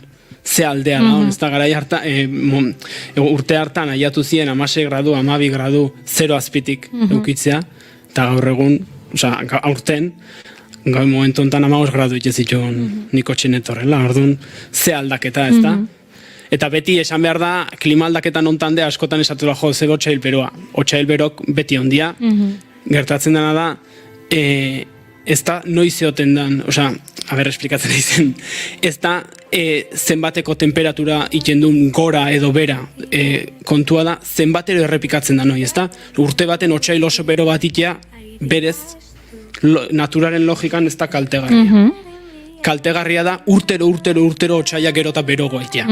Orduan askotan esaten danen, leheno de 40 gradu daran itezitun, 40 gradu itezitun, baina urtean behin itezitun, eta igual urte hori errepikatzen, 40 graduko episodioi bihurtzezan 10 urtez behin, edo 20 urtez behin gertatzezan egun bat, aste bat. Eta gaur egun, udaran edo zin momentutan 40 gradutara iotzegea. Euskal Herrian, ez dala klima oso beroa, eta imaginatu, Espaini igualdean ze temperaturara itxiko dian. Bueno, azkeneko hilabeteetan nahiko kezkatuta ikusi ditugula Katalunia aldean, ur faltarekin, eta Eta hor ere, ikusi ditu irudiak, ez, euria egin eta nola ospatu duen jendeak esnatu eta ara gauean euria egin du konturatzeak eta nola dauden, eta hau urterriako kontuetaz ari naiz, eta horrek zer ematen du zer pentsatua, naiz eta landaretan zehazki ez pentsatu, ja soilik urfalta horrek, ez? Piskat norbera bereko jade izan behar da. Olako zentzutan, azkenen askotan esaten da, klima aldaketak lurra ez du hilko. Ama lurrak hor jarraituko du. Desagertuko geanak gu izango gea. Orduan klima aldaketa benetan kezkatu behar digu guregatik, ez? Ama lurra hor jarraituko du. Eta Kataluniako aipatu dezunez, kritika txiki bat, olakotan askotan esaten da, urik ez da egiten, urgutxi da ez, kudeaketa oso txarra da. Kudeaketa txarra. Katalunian urgutxi ez da urgutxindulako, baitare. Baina hor da industria potentena nola esateko turismoa izan da, planteatu behar dana ez da ura nola gestionatzen da, baizik eta turismoakin zeite duen. Urgutxi daun zona baten, sartu behar badeu, Europa erdiko turistak udaran, pistinakin, jakuzikin, destakizerekin, eta golf kanpokin, pentsatu behar dugu, eta gero nekazari jura mozten dieu, beste mogida bat, beste meloi bat, nekazari jura mozten dio, baina oporretet hortzen dien turistai inongo mugaik ez deu jartzen. Horda, kudeaketan dago arazoa, ez dago arazoa zenbat ikendun da zenbat ez du nitu. Zukere nola basoa dina, sua maite duzun, beste inoren ertzean. Baina itzul gaitezen gure landareetera. Iruñarako bidean agaitzen bide lagun izaten diren landare horietara. Bai, azkenen, esan behar da, bidea asko erresten dutela. Azkenen, ni irratiat entzuteko zalea naiz, baina askotan, tertulia batzuk, ez, orduan, lori begiraoteak, karreteratik ateatzen naizen bitarten, ondo da. Azkenen orduan esan behar dana da, bero hauek indutena da, loreak ez dakite martxon dauden, otxaien dauden, maiatzen dauden, o abuztun dauden. Orduan, temperaturak eta giroak asko baldintzatzen du behaien fisiologia nola bat esateko ez da. Eta fisiologia hontan eraginduna izan da, beroa eta lehortea ondala, orduan naturak ulertu du, udaberrian gaudela. Eta udaberri hortan, behaiek ikusten dute beroa daola, baldintza ona daude behaien erreproduzioa, ugalketa sistema martxan jartzeko, orduan lorea botatzen dituzte.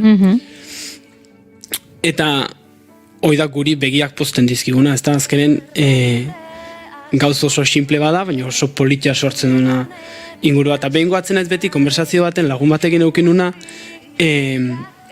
esplikatzen hainitzen pixkat loreak nola detektatzen duten berotasun hau, landarek berotasun hau lorea botatzeko, ezta? Eta momentuan ikendun temperatura oso garrantzitsua dan arren, landare eta zuaitzetan benetan baldintzatzen duen loratzeko aldia da neguan zehar, ostoa galtzen duten edigen aurrera zenbat hotz ordu akumulatzen dituzten. Hotz ordu hauek akumulatzen dihoazten eran, esaten dute, hainbeste lore botako dut, hainbeste lore gutxigo botako dut. Orduan, hotz kantitate honen akumulazioak eta ikendun momentuko temperaturak bultzatzen du landarea lorea botatzen da. Orduan, pixkat, paradogikoa da, zetik azkenen, esaten nahi gea, fundamentuzko neguik ez balin badago, fundamentuzko udaberrik ez dala ongo. Eta adibidez hor oso kuriosoa da, Jakoarrekondok askotan aipatzen duna da, errezil sagarra adibidez, sagarrondoak fruitua emateko hotz ordu asko akumulatu behar ditu neguan zehar. Eta orduan, gerotan negu berogoak eukitzen balin baditeu, errezil sagarrak gerotan lore gutxigo emango du, eta orduan errezil sagarra desagertu ingo da, nola da esateko. Orduan, beti oso kurioso egin zaitena da, en plan, berotasuna behar du loreak guk ikusteko, baina aldi beren atzetik dago lan bat, negu guztien hotzak eragin du, induzitu esatez ari horri, induzitu du loraldioi emateko. Metaforikotik badu, Eta gai honekin pixkat kuriosoa dangoz bada, orduan askotan esaten da, orduan Euskal Herriko landaleria aldatu inbarko du, ezta? Negua gerota suabego egiten balin badu, udaberrin loreak ez diongo, udaran ez die fruituak engo, eta fruituak ez balin badaude ugalketa moztuko da, eta ugalketa egabe beste landare batzuk etorri beharko du, o ekarri beharko ditu, edo jakintzazu. Baino, gai honen arira, lehengo asten ateazan notizi, ez dakit nola kalifikatu, azkenen dalako, segun hundi behidatzen zuen, ez da izan datik onuragarria gauzatzeko eta beste batzuk kaltegarria. Beti guatzen naiz, gizarteko irakaslea Ramon Sánchez eukinun. Asko markatu ziten irakasle bat izan zen, eta beti esplikatzen zigun nola geografiako atalen Atlantiko guztia gurutzatzezun korronte bat zeola. Ekuadoretiken Iberiar penintxula eta Europa aldera ekartzezun beroa, Groenlandiaraino juna, Groenlandiatiken jeistezun Ipar Amerikan ondotiken, ur hotza esango deu, inguru hortako klima pixkat gehiago ozten zuna. Horregatik pixkat esplikazioa Espaini eta New York nahiko paretsu daude, han kriston negu hotzak egiten ditut, hemen nahiko esango deu negu suabek egiten ditula, ezta? Eta arrazoia hori da, ur beroa etortzen dalako eta horrek klima suabe izatzen dulako. Urte asko zara ematzeten zientzialari batzuk golfoko korrontea ditzen zaion honi aztertzen eta ondotik segitzen, eta kontatu dira urten, azkeneko hamarkadetako velozidade motelena juten nahi dela, eta uste dute mende baten, osea, temperatura ez, velozidade hainbeste geisten jarraitzen bali badu, mende baten gelditzeaino aiatzea daukela. Orduan, lehen esaten nahi ginena da, Euskal Herriko klima berotzen nahi da, baina bestetiken korronte hau gelditzen bali bada, oztutzen nahi da. Orduan, beti esaten dana, Euskal Herriko klima aldaketaren ondorioz, berotu ingo dala, aldatu ingo dala goruntz, zientzilariko ikertu du eta lortu dutenen arabera, gezurtatu ingo litzeke. Azkenen Euskal Herriko klima korronte honi gabe, ingo zan oztu eta asko oztuko zan. Eta Europako zenbait lekutan, esaten dute, azkeneko glaziazioko garaiko temperaturara iristea daukala. Hori datutan jakitearen zenbat minus izan daiteke glaziazioa? Ez dakit. Baina honek eragingo luke animalien migrazioa adibidez. Animalien migrazioa adibidez, eta landare batzuna de baita. Eta landaren migrazioa baita ere. Eta jarri diote data honi. Mende bat. Ola jarraitzen bai madu, mende baten geldituko da korrontea. Eta ez dakit zenbat minuseko gradu dien, baina bai dakit glaziazio garaian temperatura media oso okerrez bali mano, 0 gradutik etzala asko altxatzen. Ze ondo. Bueno, gukotza hobeto genera manez. Baina inbeste.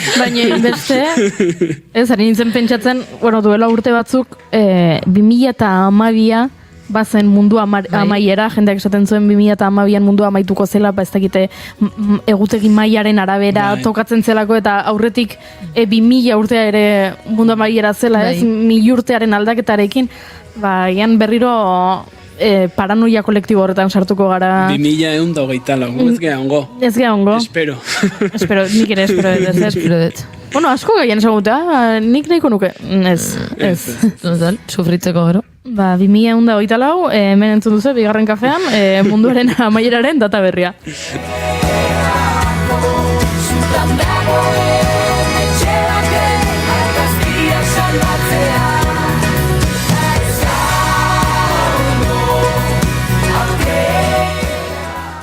Argi dagoena da, historia aldatuko duela, ez da?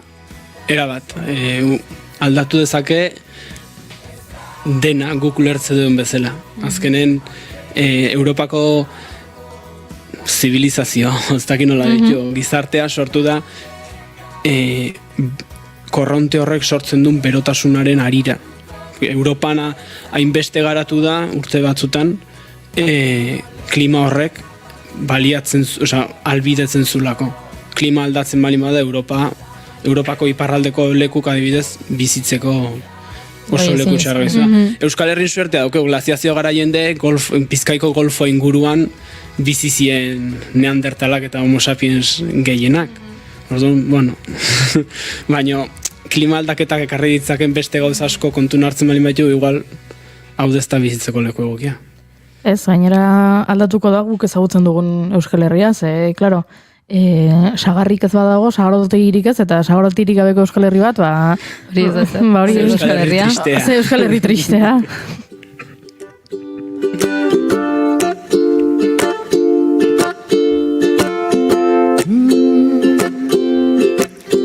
Aldatzen da azalekoa, mina ere aldatzen da. Ines Osinagak dio dena aldatzen dela, abesti honetan, eta mundua aldatzen bada, ni ere aldatuko naizela. Gu ere aldatuko gara honekin. Aldatu beharko dugu. Gizakiak nik uste dauken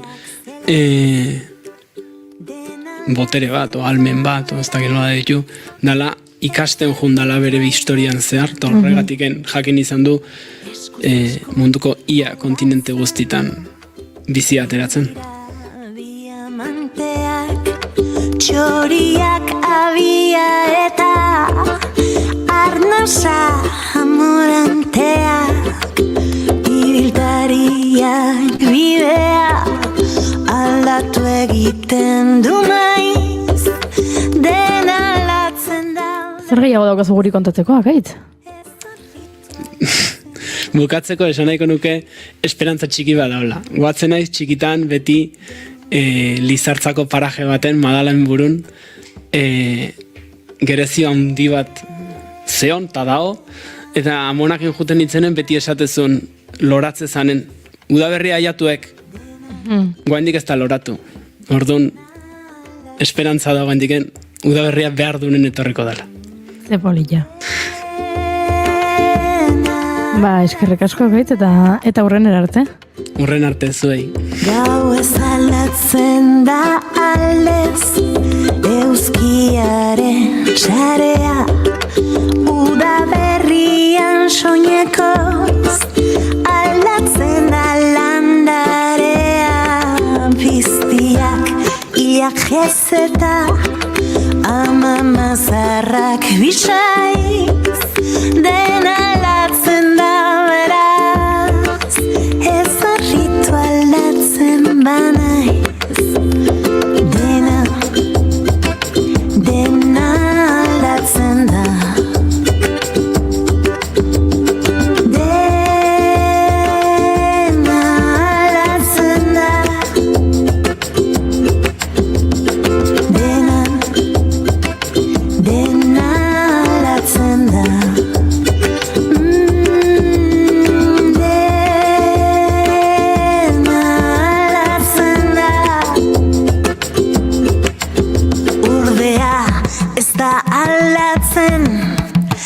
Zergatik nire grina, nire herriaren memoria, nire jendearen mina.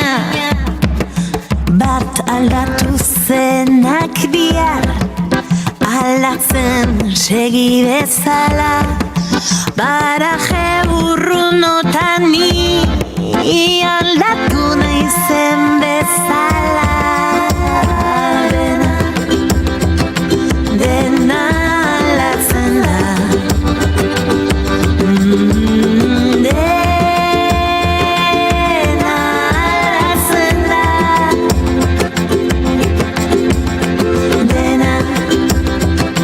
Dena aldatzen da. Oh, dena aldatzen da.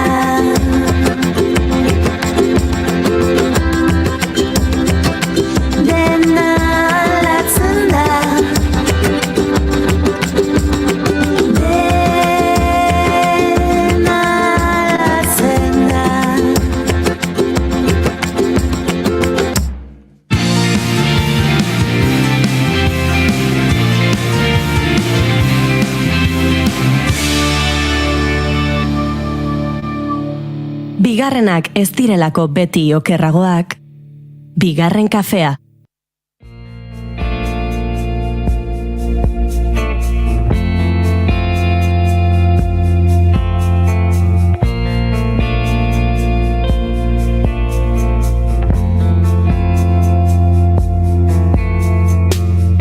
Zatez bihurtzera lo ezinak nagi. oso ezagunak dira euskal kulturan elkarte gastronomikoak. Ostirala iristen da eta asteburu osoan zehar betetzen dira elkarte horietako sukaldeak eta mailak. Familia arteko bazkariak, kuadrillakoak edota otordu improvisatuetarako toki egokiak dira. Baina zer gertatzen da horiekin astean zehar?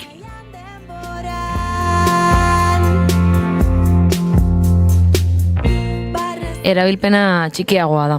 Eta astean zehar ematen dintzaien erabilpen txikiaz jabetu zen taldetxo bat Herreran, eta hori aprobetxatuz sukalde komunitarioen proiektua martxan jartzea erabaki zuten. Bertatik auzokidentzat asteko menuak osatzen dituzte, bertako produktuak erabiliz.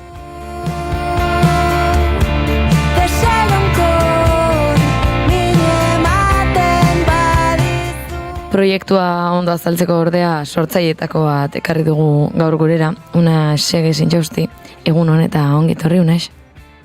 Kaixo, egun hon. Beno, aipatuet elkarte gastronomikoetan sortu zela proiektua, gerora beste pauso batzuk eman ditu, baina hasierara joko du lehenengo. Nola okurritzen zaizue sukalde komunitarioen proiektua hau martxan jartzea? Beno, azkenen finean, gure auzoan Herreran, herri bezalako sentimenduak gana auzo baten ez, kriston elkarte gastronomikoa ditugu, ez? Oso hundiak dira, ez? Beti esaten genuen hemen zergatik ez, sukaldatu eta bazkidetza bidezko zerbait sortu edo planteatu, eta beti afaritan beti hori iteten genuen, ez? Eta zortez, aurkitu ginean, sukaldari batekin, sukalde komunitarioen ideiarekin, zebilen batekin, eta bi kasualidade horiek elkartu zirenean, esan ginen goazen proba bat egitera. Eta hasi ginean Herreran, justo pandemia hasi baino pikin baldenago, hortarte hortan, eta bazkidetzak lortu genituen, jende animatu zen, eta ikusi ginen posible zela, eta abiatu ginen. Hortik aurrera, gertatu zaiguna izan da gauza asko pandemia, elkarte gastronomikoak itxi, sukalderik gabe geratu, eta batean kontuatzen zera, ez dela bakarrik zuke aipatu duzun, ez? Aztenetik osteguneko sukalde infrastruktura horiek badaudela gehiago, ez bai, ez? Adibidez orain gaur Herrerako zahar-etxean sukaldatzen, ez? Horre bai, zahar-etxeetan kriston sukalde honak daudelako, hutsak erabili gabeak daudenak. Eta hortik, sortzen da sukalde komunitarioa bera, baina zer da sukalde komunitario bat, zer eskaintzen du sukalde horrek? Guk funtzionatzen dugun moduan, guk egiten duguna da, azkenean komunitatea sortzearen helburu bat da, ez? Azkenean auzo txiki bakoitzean edo herri txiki bakoitzean komunitate ezberdinak daude, ez? Eta komunitate anitzak ere bai, ez? Orduan guk nahi gustatzen esaten dugu komunitate bat sukaldatzen hastea, ez? Hori da filosofikoki zentzu batean, komunitatea sortzearena eta indartzearena, ez? Gero praktikan azkenean da bazkidetza bidezko sukalde bat, ez? Bazkide egitea eskatzen diogu jendeari, ez? Bertan eskaintza batzuk eginez, ez? Menu mota ezberdinak eta kantidaten kopuru ezberdinak. Orduan jendeak hori aukeratzen du eta guk astelenero menu hori menu bat eskaintzen dugu eta baiek dutena da hurrengo asterako eskaria egin. Eta guk ja eskaria jakina dakagunean hurrengo astelenean banaketa egiten du. Aste bateko aurre programazioarekin da. Beraz, bazkide batek menua jasoko du astelenean bertan, eta gero hurrengo asterako hautaketa egiten du, ezta? Nola da prozesu osoa? Prozesua izango gaur astelena izanik, guk egiten dugu menua aurkeztu. Bazkide talde ezberdinei, ez? Zatikoen banaketa nodo ezberdinak ditugu, ez? 3 auzoretako egialako banatzen. Baina bazkide egiten diogu aurkeztu eta bazkideak daka astelen eta ostegun bitartean aplikazio baten bidez, guk sortutako aplikazio baten bidez, eskaria egiteko, ez? Bere bazkidetzaren kopuruaren arabera, aplikazioan sartzen da eta aplikazio horretan eskaera egiten du. Guk, ostegun ostirala bitartean eskaerak egiten dizkiogu, bertako auzoko herri komertzioetan edo inguruko etikoki kontsumitzen duten, ekoizten duten ekoizlekin hitz eginez, eta hurrengo astelenean ontzirarketa prozesua egiten dugu. Ontziratzen direnean, jendea atxaldean banaketara etortzen da, eta ezindunak atxaldean, hurrengo gunean asteartean. Eta hori errepikatzen da asteazkenean. Ukiten duguna ontziraketa da astelen eta asteazkenean, eta jendea etortzen da astelen asteazken edo astelen astearte edo asteazken osteguna. Eta da, astelenean berriro hurrengo astekoa eta etengabe. Eta bertara gerturatzen diren bezero edo bazkide guzti horietan ze perfil mota aurkitu daiteke? Oso anitza. Azkenean interesgarria dena da komunitate mailan ere bai aniztasuna dagoen neurrian, hemen ere bai ikusi dugu, nire herrerakoa izan nik betidanik ez, oen txe bertan, bazkide gehienak herrerakoak etorri zaizkidanak, igual batzuk ez nituen ez da ezagutzen ez. Eta orduan, polita da ere bai, sukalderen inguruan ere bai, hori bai bilatu daitekela ez. Claro, honek ero atzetik handak ere bai, zarretxean sartzi ginean, konturatu ginean zaintzarentzako ere bai, izugarrizko sukalde bat dala, ez? Bazkenean eguatzen ez herrera eta emakume zahar batek esan zigula, ezakizu ezen bat erreztu diguzuen bizita, ez? Eta hori bai oso polita da, ez? Alde batetik ez? Eta gero dago bai langileak, familiak, etxerako, oantxe bertan bai jendeak hartzen du TBH-en dauden umeak eta hori etxera jun eta bazkaria horrepitzeko. Oso anitzak da, ez? Eta beste datuko kurioso bezala, bain grosen bai banaketa egiten dugu marruma elkartean, ez? Eta marruma elkartean bai izan duten. Ze jende ezberdina etortzen dan banaketara, ez? Interesgarria da, perfil askotarako, ez gehan denok bazkaltzen dugu, denok apaltzen dugu. Eta oso perfil anitzeko sukalde bat sortu daiteken, eta hori da garrantzitsua komunitate batean, ez? Azkean dendak eta komertzio txikia ere bai indartzeko ere bai, azkean denen erabilera behar dugu, ez? Bazkide horiek pixkanaka handitzen joan ziren, gaur egun zenbat bazkide dituzue eta horietatik zenbatek kontsumitzen dute, edo eskariak egiten dituzte. Bai. Hau da, azkenean proiektu guztien bezala, hemen nek zatetek gasosa efektua dagoela, ez? Azkenean denak hasiera batean, pile bat bazkide lortu genuen, ez? Adiez, herrera mailan orain 228 bazkide gaude herreran, ez? Herrerako aldeanak, ez? Eta gero hain herrera mailan ibiltzen nahi dienak, badia 40 bat, ez? Orduan da, gasosa efektua hori, eta hasiera batean denak nahi dute, baina gero, lanean Bilbon baldin bazaude, igual ez interesatzen, edo bizitzak ditu beste aspektu asko, ez da lain erresa, ez? Baina, pixkanaka ere bai, haunditzen doa, eta 40 iraunko erukitzea, eta haunditzen, gaineten pixkanaka berriro ari da, ez? Egonkortasun hori haunditzen, ez? Eta media bat bezala hartuko bagenu, duela 2 urte 20 ginen, eta bain gaude ja 40 ez? Orduan, interesgarria da. Eta gero gainera ez dakit komentatzeko, ez? Azkenean guk konturatu ginen herrera mailan egin sukalde komunitarioaren ideia oso errez egin zitekela eta lortzen degula, ez? Posible zala, baina konturatu ginen muskulatura falta genula eta horregatik plantatu genuen beste lekuetara banatzen hastea, ez? Orduan sortu genuen Basajaun elkartea, hortarako, ez? Azkenean, tresneria aukidi beste auzoi tresneria eskaintzeko eta era berean muskulatura gehiago lortzeko eta komunitate ezberdin gehiago jartzeko, ez? Azkenean hau ikusten genuen erreplikagarria zen gauza bat, ez zala erreplikatzen, ez? Jendea ez zula pausurik ematen. Guk pausu eman behar dugu, eta gaintxe bertan, lortu ditugu bazkideak rosen, daudela 30 bat bazkide, eta gaintxe bertan horeretan ere bai hasi gera duela hilabete bat, eta hortxe gaude 6 bat bazkide, martxa hortan, ez? Pixkanaka, indartzen duazen, eta gero oso interesgarri izango da, gure proiektuaren puntu horretan, bakoitza bere komunitatea indartzen juten denean, orduan zer lanketa nola funtzionatuko dugun, eta nola lotuko garen, ez? Sare lortu dezakegun. Hortarako sortu genuen Basajaun elkartea eta guzti hori.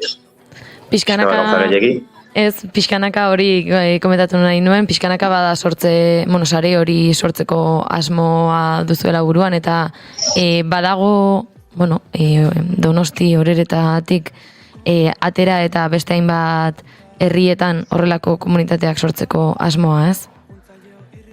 Gure ideia da, azkenean Euskal Herrian elkarte gastronomiko hutsak auzo eta herri guztietan daude.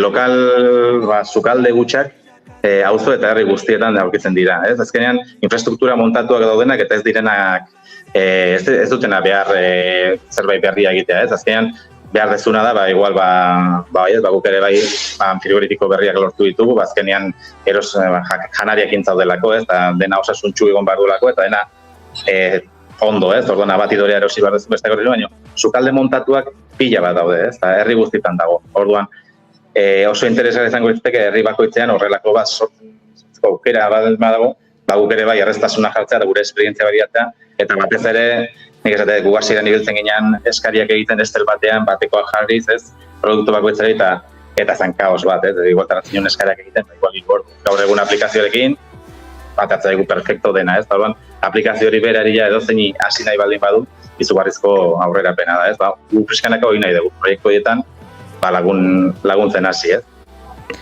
Ba, Unaix, eskerrik asko, sukalde komunitarioen gaia ona ekartzeagatik, ea sarea pixkanaka ere haunditzen doan, eta ba hori, mila esker hau ona ekartzeagatik, eta jarraitu lanean. Nik komentatu nahi dioke jendeari ere bai, Zoretakoa, Grosekoa, Herrerakoa, eta inguru probatzeko, beldurik ez izateko. Azkenean batzutan ematen du, komunitarian bazkide egin, ze jaldeo. Ez, lasai. Probatu eta atera daiteke. Ez da implikazio izugarri bat behar ez, azkenean gu hortarako laguntzeko gaude ez, baina probatu, azkenean neustez kontsumo eredu berri bat sortzeko intentzioa dago ez, azkenean hori elikadura subiratasunaren nahi baldin badegu, horrelako proiektuetan probatzeko deialdi egiten dut ez, pasajaunelkartea.eu sartu eta probatu. Euren esperientzia interesa sortu zaion edonoren eskura jartzeko prest daude Basajaun elkartetik, Unasegez eskerrik asko, eta jende gehiagok bidea hau ere jorratzeko autua egiten duen, eta akaso mendik hilabete batzuetara beste errealitate baten inguruan ere ari garen, eta berriz ere zurekin kafe hartzeko aukera daukagun.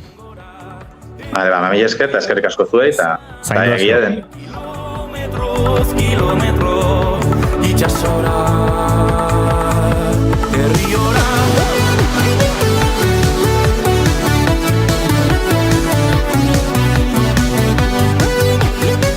Biagi uste zaituztet bata besteri begira, zerbait esan nahian bezala, baina ez da zer esan nahi du. Hoxe esan behar noen. Goza sortu zait. Sukalde komunitarioa gora, sukalde komunitarioa era, esan du denok bazkaldu eta denok afaltzen dugu, eta ni pentsatzen ari nintzen goze naiz. Bigarren kafean zarete naiz irratian hementxe zuekin, jarraian askoz gehiago kontatzeko. Egon zaitezte hor. Batera deuskara, ibaia eta zubia. Bera gora nora, herriola. Janus Lesterren herriola kantuarekin, hemendik Jokin Pinatxori hanka hori lehen bailen senda dezala. Ze joan den asteburuan kontzertu eseriteak inbari izan zuen. Ai, ez esan. Bai. Ba, ez da geldi egoteko pertsona, Ez, oraingoan bai, oso gelik egon zen. Bai, oso kontzertu berezi izan mentzen, hori ikusi dugu beren saretan.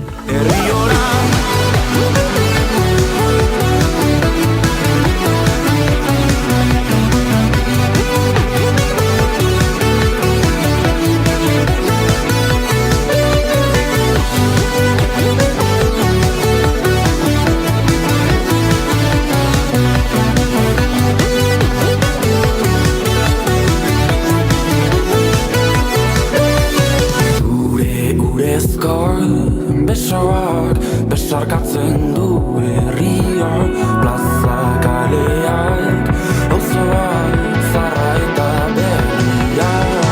Hortxe dago itxasoa, hurbila lausoa. Hortxe dago itxasoa, euskara ferri osoa.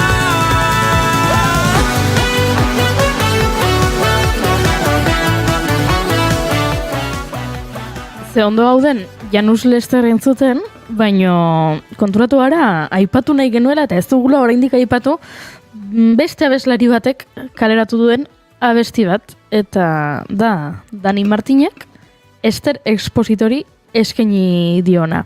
Eta egian testu ingurua beharko duzu, zein da Dani Martin Gartxot? Bere garaian, okerrez banago, El Canto del Loco, ez dakit ze urtetan izango zen, beti early 2000s etortzen zai, baina bai, ez da, nik esango nuke nire unibertsitate garaiaren atarian nengoela, esango nuke estatu mailan, irrati, formula eta poparen bueltan izugarrizko sona ukizuen El Canto del Loco taldeko abeslaria, ¿ez da? Siempre la misma gente. Estoy flipando de que la gente se invente, cuente y luego reinvente. Zapatillas abestia egin zuten, Espainiar estatuan bereziki ezaguna egintzena, baina uste badakit beste herrialdetan batzuetan ere entzuntzela. Eta zagertatu da Dani Martinekin, egin duela abesti bat. eskaini diola Ester Expositori. Eta nor da Ester Exposito? Bueno, aktore bat da, espainiarra bera ere, 24 urte dituen aktorea, ezaguna Elite telesaian agertzagatik bereziki, gerora beste pelikula batzuk eta beste kontutxo batzuk egin ditu, baina nik esango nuke bereziki Eliterengatik dela ezaguna. Markatu. Eta, bueno, esan bezala 24 urte ditu, eta Dani Martinek okerrez banago 47. Eta, bueno, hautsak arrotu ditu kontu honek. Bai, egia esan, bueno, bada gai batez, orain ere off-record pixka bat esaten genuen, heldu daiteke, leku askotatik gai hau, baina benetan harrigarriena izan da pixkat nola hain hooligan eran, eta gainera, bere, eukiko duen sonaz, nik uste dut jakitun ere bai, nola 47 urteko tipo batek, 24 urteko aktore eta modeloa ere bada, ezta?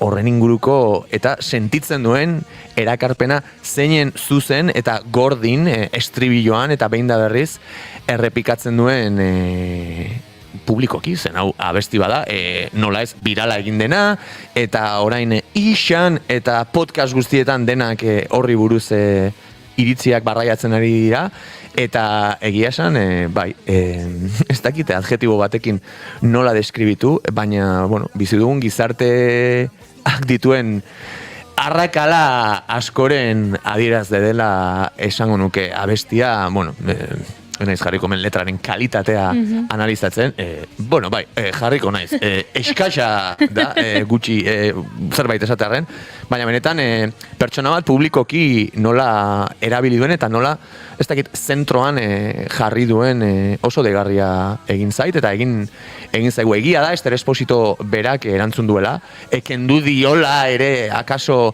gizartean euki duen arrabotsa esate alda, hori, bai, pixu pixkat kendu diola, baina, bueno, horrek ez dakit, ez du kentzen, adierazgarritasun hori, ez?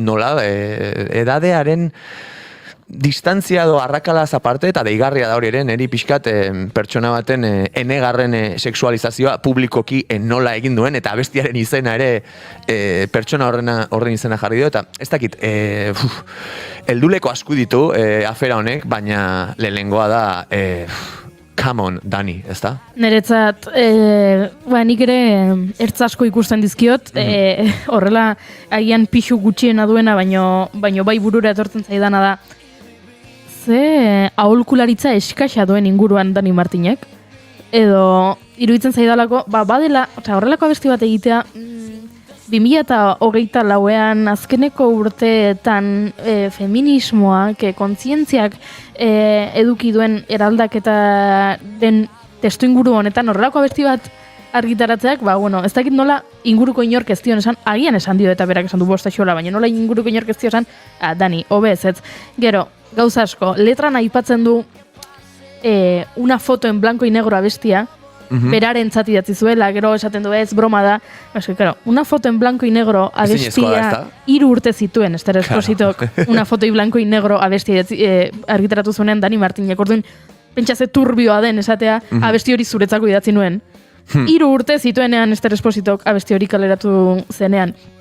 Gero, Ester Expositok esan duela, garrantzia kendu diola, 24 urte ditu, nik ere 24 urterekin, ni ere 24 urterekin enitzen hain jakitun jasaten nituen violentzietaz. Orduan, uste dut, gustatuko litzeak hemendik urte batzuetara galdetzea Ester Expositori honen inguruan, baita ere eta ezin ukatu. Eta uste dut ezin garela oso naifak izan eta pentsatzen dut bai Ester Expositoren management taldea eta bai Dani Martinen management taldea adostu dela abesti argitaratu aurretik. Egon direla konbertsazioak Esterrentzat ere badelai publizitatea.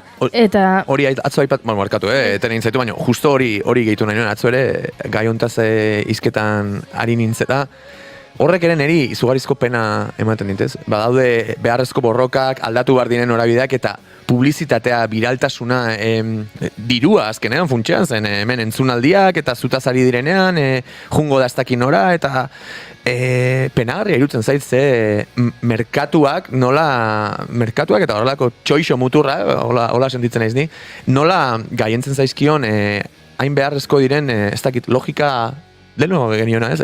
Humano eta ez dakit, tristura sortzen dit, benetan gaur egune relevantziaren goze horrek, ez? Badirudi edozerke balio duela, eta benetan tristea da, ez dakit.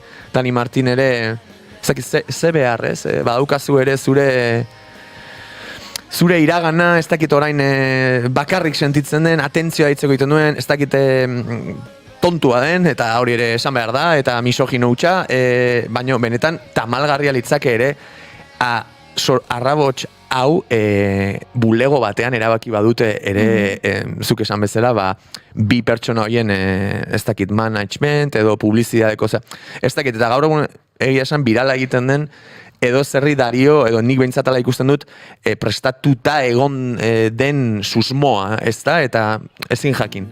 Baina benetan ez dakigu, baina nik ere susmori daukate. Azken finean izena erabiltzearekin bakarrik pentsatzen dut bestela arrisku bat egongo litzatekeela, ez? Ester Espositoren taldeak salatzea Dani Martin bere izena marka bezala erabiltzeagatik, eta perdun pentsatzen dut hori guztia ekin nahi izan dutela eta aurretik hitz eginda zegoela, eta bai, bazego merkantilismoaren eta diruaren kutsua ezin zaiola kendu historia honi, baino hori alde batera uzten badugu, hala ere, hori ez, azkenean da 57 urteko gizon bat, 24 urteko neskati abestia egiten, esanez zergatik ez nauzu begiratzen.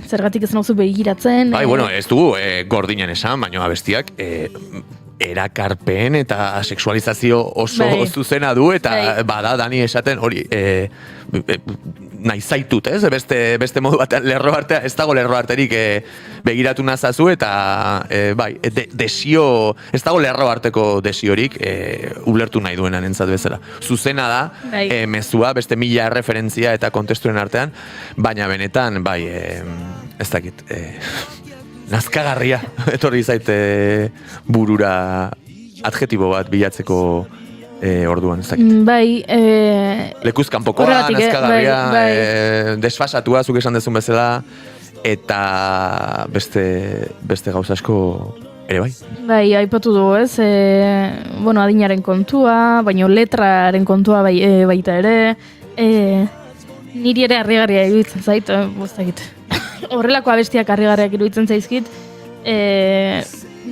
badago beste kontu bat, ez? Bitxia dena Dani Martin ezaguna egintzela, oso ezaguna zenean, aipatutako zapatillas eta garai hortan, bazeugalako abesti bat La Madre de Jose izena zuena, eta orduan, bea gaztea zenean, txundituta zegoen emakume helduagoekin, ez? Eta bere lagun Joseren ama gustatzen zitzaion, eta sexualizatzen zuen bere lagun Joseren ama. Eta goin bera dela heldua, sexualizatzen du 24 urteko neska bat, niretzat denak du kutsu turbioa. Bai, ez dakit Dani Martini egutegi bat erregalatu behar zaion, ez dakit belarrondoko bat eman behar zaion, ez dakit Goiuri gaurrera aipatu ditugun adibiden arira esperantza galdu behar dugun edo borrokatzen jarraitu, nik pentsatu nahi dute Dani Martinen abesti gehiago tankera honetakoak etorri baino loratuko direla, ez dakit, emakumeari errespetua eta sexualizatu gabe aterkia beste behin astebetez gordetzen duen gizonak, pentsatu nahi dut gure arrakala eta akatsekin badagoela gauzak ondo egin eta sentitu nahi dituen gizon sorta bat, pentsatu nahiko nuke horta multzo horretan nagoela ni, baina egia da munduari begira eta Dani Martinek atera duen Ester Esposito abesti hau da azken eta enegarren adibide eta malgarria, bidea oraindik ere errotu behar dugula Goiuri eta badagoela zeri kontra egin eta zera usnartu zen benetan, bai, tamalgarria da. Ez dakit zer gehiago esan. Bai, guztiz ados nago, bigarren kafearen azken minutuetan murgildu gara, segituan gure lankidei paso eman barko diegu, baina aipatu nahiko nuke, ari garelako gai honetaz hitz egiten, beste gai bat, eta ez ditut alderatu nahi noski, baina, bueno, baduela pixkat biek dutelako sexismotik, epaileak esan duela, Dani Albesen epaia zein den, eta 4 urte eta erdiko kartzela zigorra ezarri diotela Bartzelonan neska bat bortxatzeagatik. 5 urteko zaintzapeko askatasuna eta biktimarekiko 9 urte eta 6 hilabeteko urruntzea eta inkomunikazioa ezarri dio. Baita kalte ordain bat eta kostuen ordainketa 4 urte eta erdi oso gutxi dira. Hori izan da sentitu dugun lehenengo gauza, ze antza denez frogatuta geratzen da bortxatu duela emakumea, eta hala ere 4 urte terdi direla, eta antza denez 4 urte terdi dira Dani Albes mozkorra zegoelako. Eta alkola erabili dutelako, bueno. Atenuante edo esaten den. Hori, esaten den bezala. Aitzaki gisa esango nukenik, eta oraintxe bertan irakurri diot Ane Gerrari Instagramen jarri duela alkolak eragiten dizuna da erridikuloa egitea karaoke batean. Alkolak horretarako aitzaki ematen dizu. Karaoke baten erridikuloa egiteko aitzaki ematen dizu alkolak, baina emakume bat bortxatzeko ez da aitzakia, beraz, bueno, hurrengo orduetan jakingo dugu pixka bat gehiago honen inguruan, baina horixe, 4 urte eta erdiko kartzela zigorra Dani Albesentzat, eta berriro jende asko tristetuta emakume bat bortxatzea merke ateratzen delako, merke kakotxartean, ze 4 urte terdi kartzelan denbora da, baina, bueno, sentsazio hori dugu, eta albiste triste honekin agur esan behar dizuegu, agur Gartxot. Agur Goiuri. Agur entzule, gu bagoaz, baina esan bezala gure lankideekin utziko zaituztegu, beraz, jarraitu naiz irratia entzuten. Gu bihar itzuliko gara, 10 eta 5.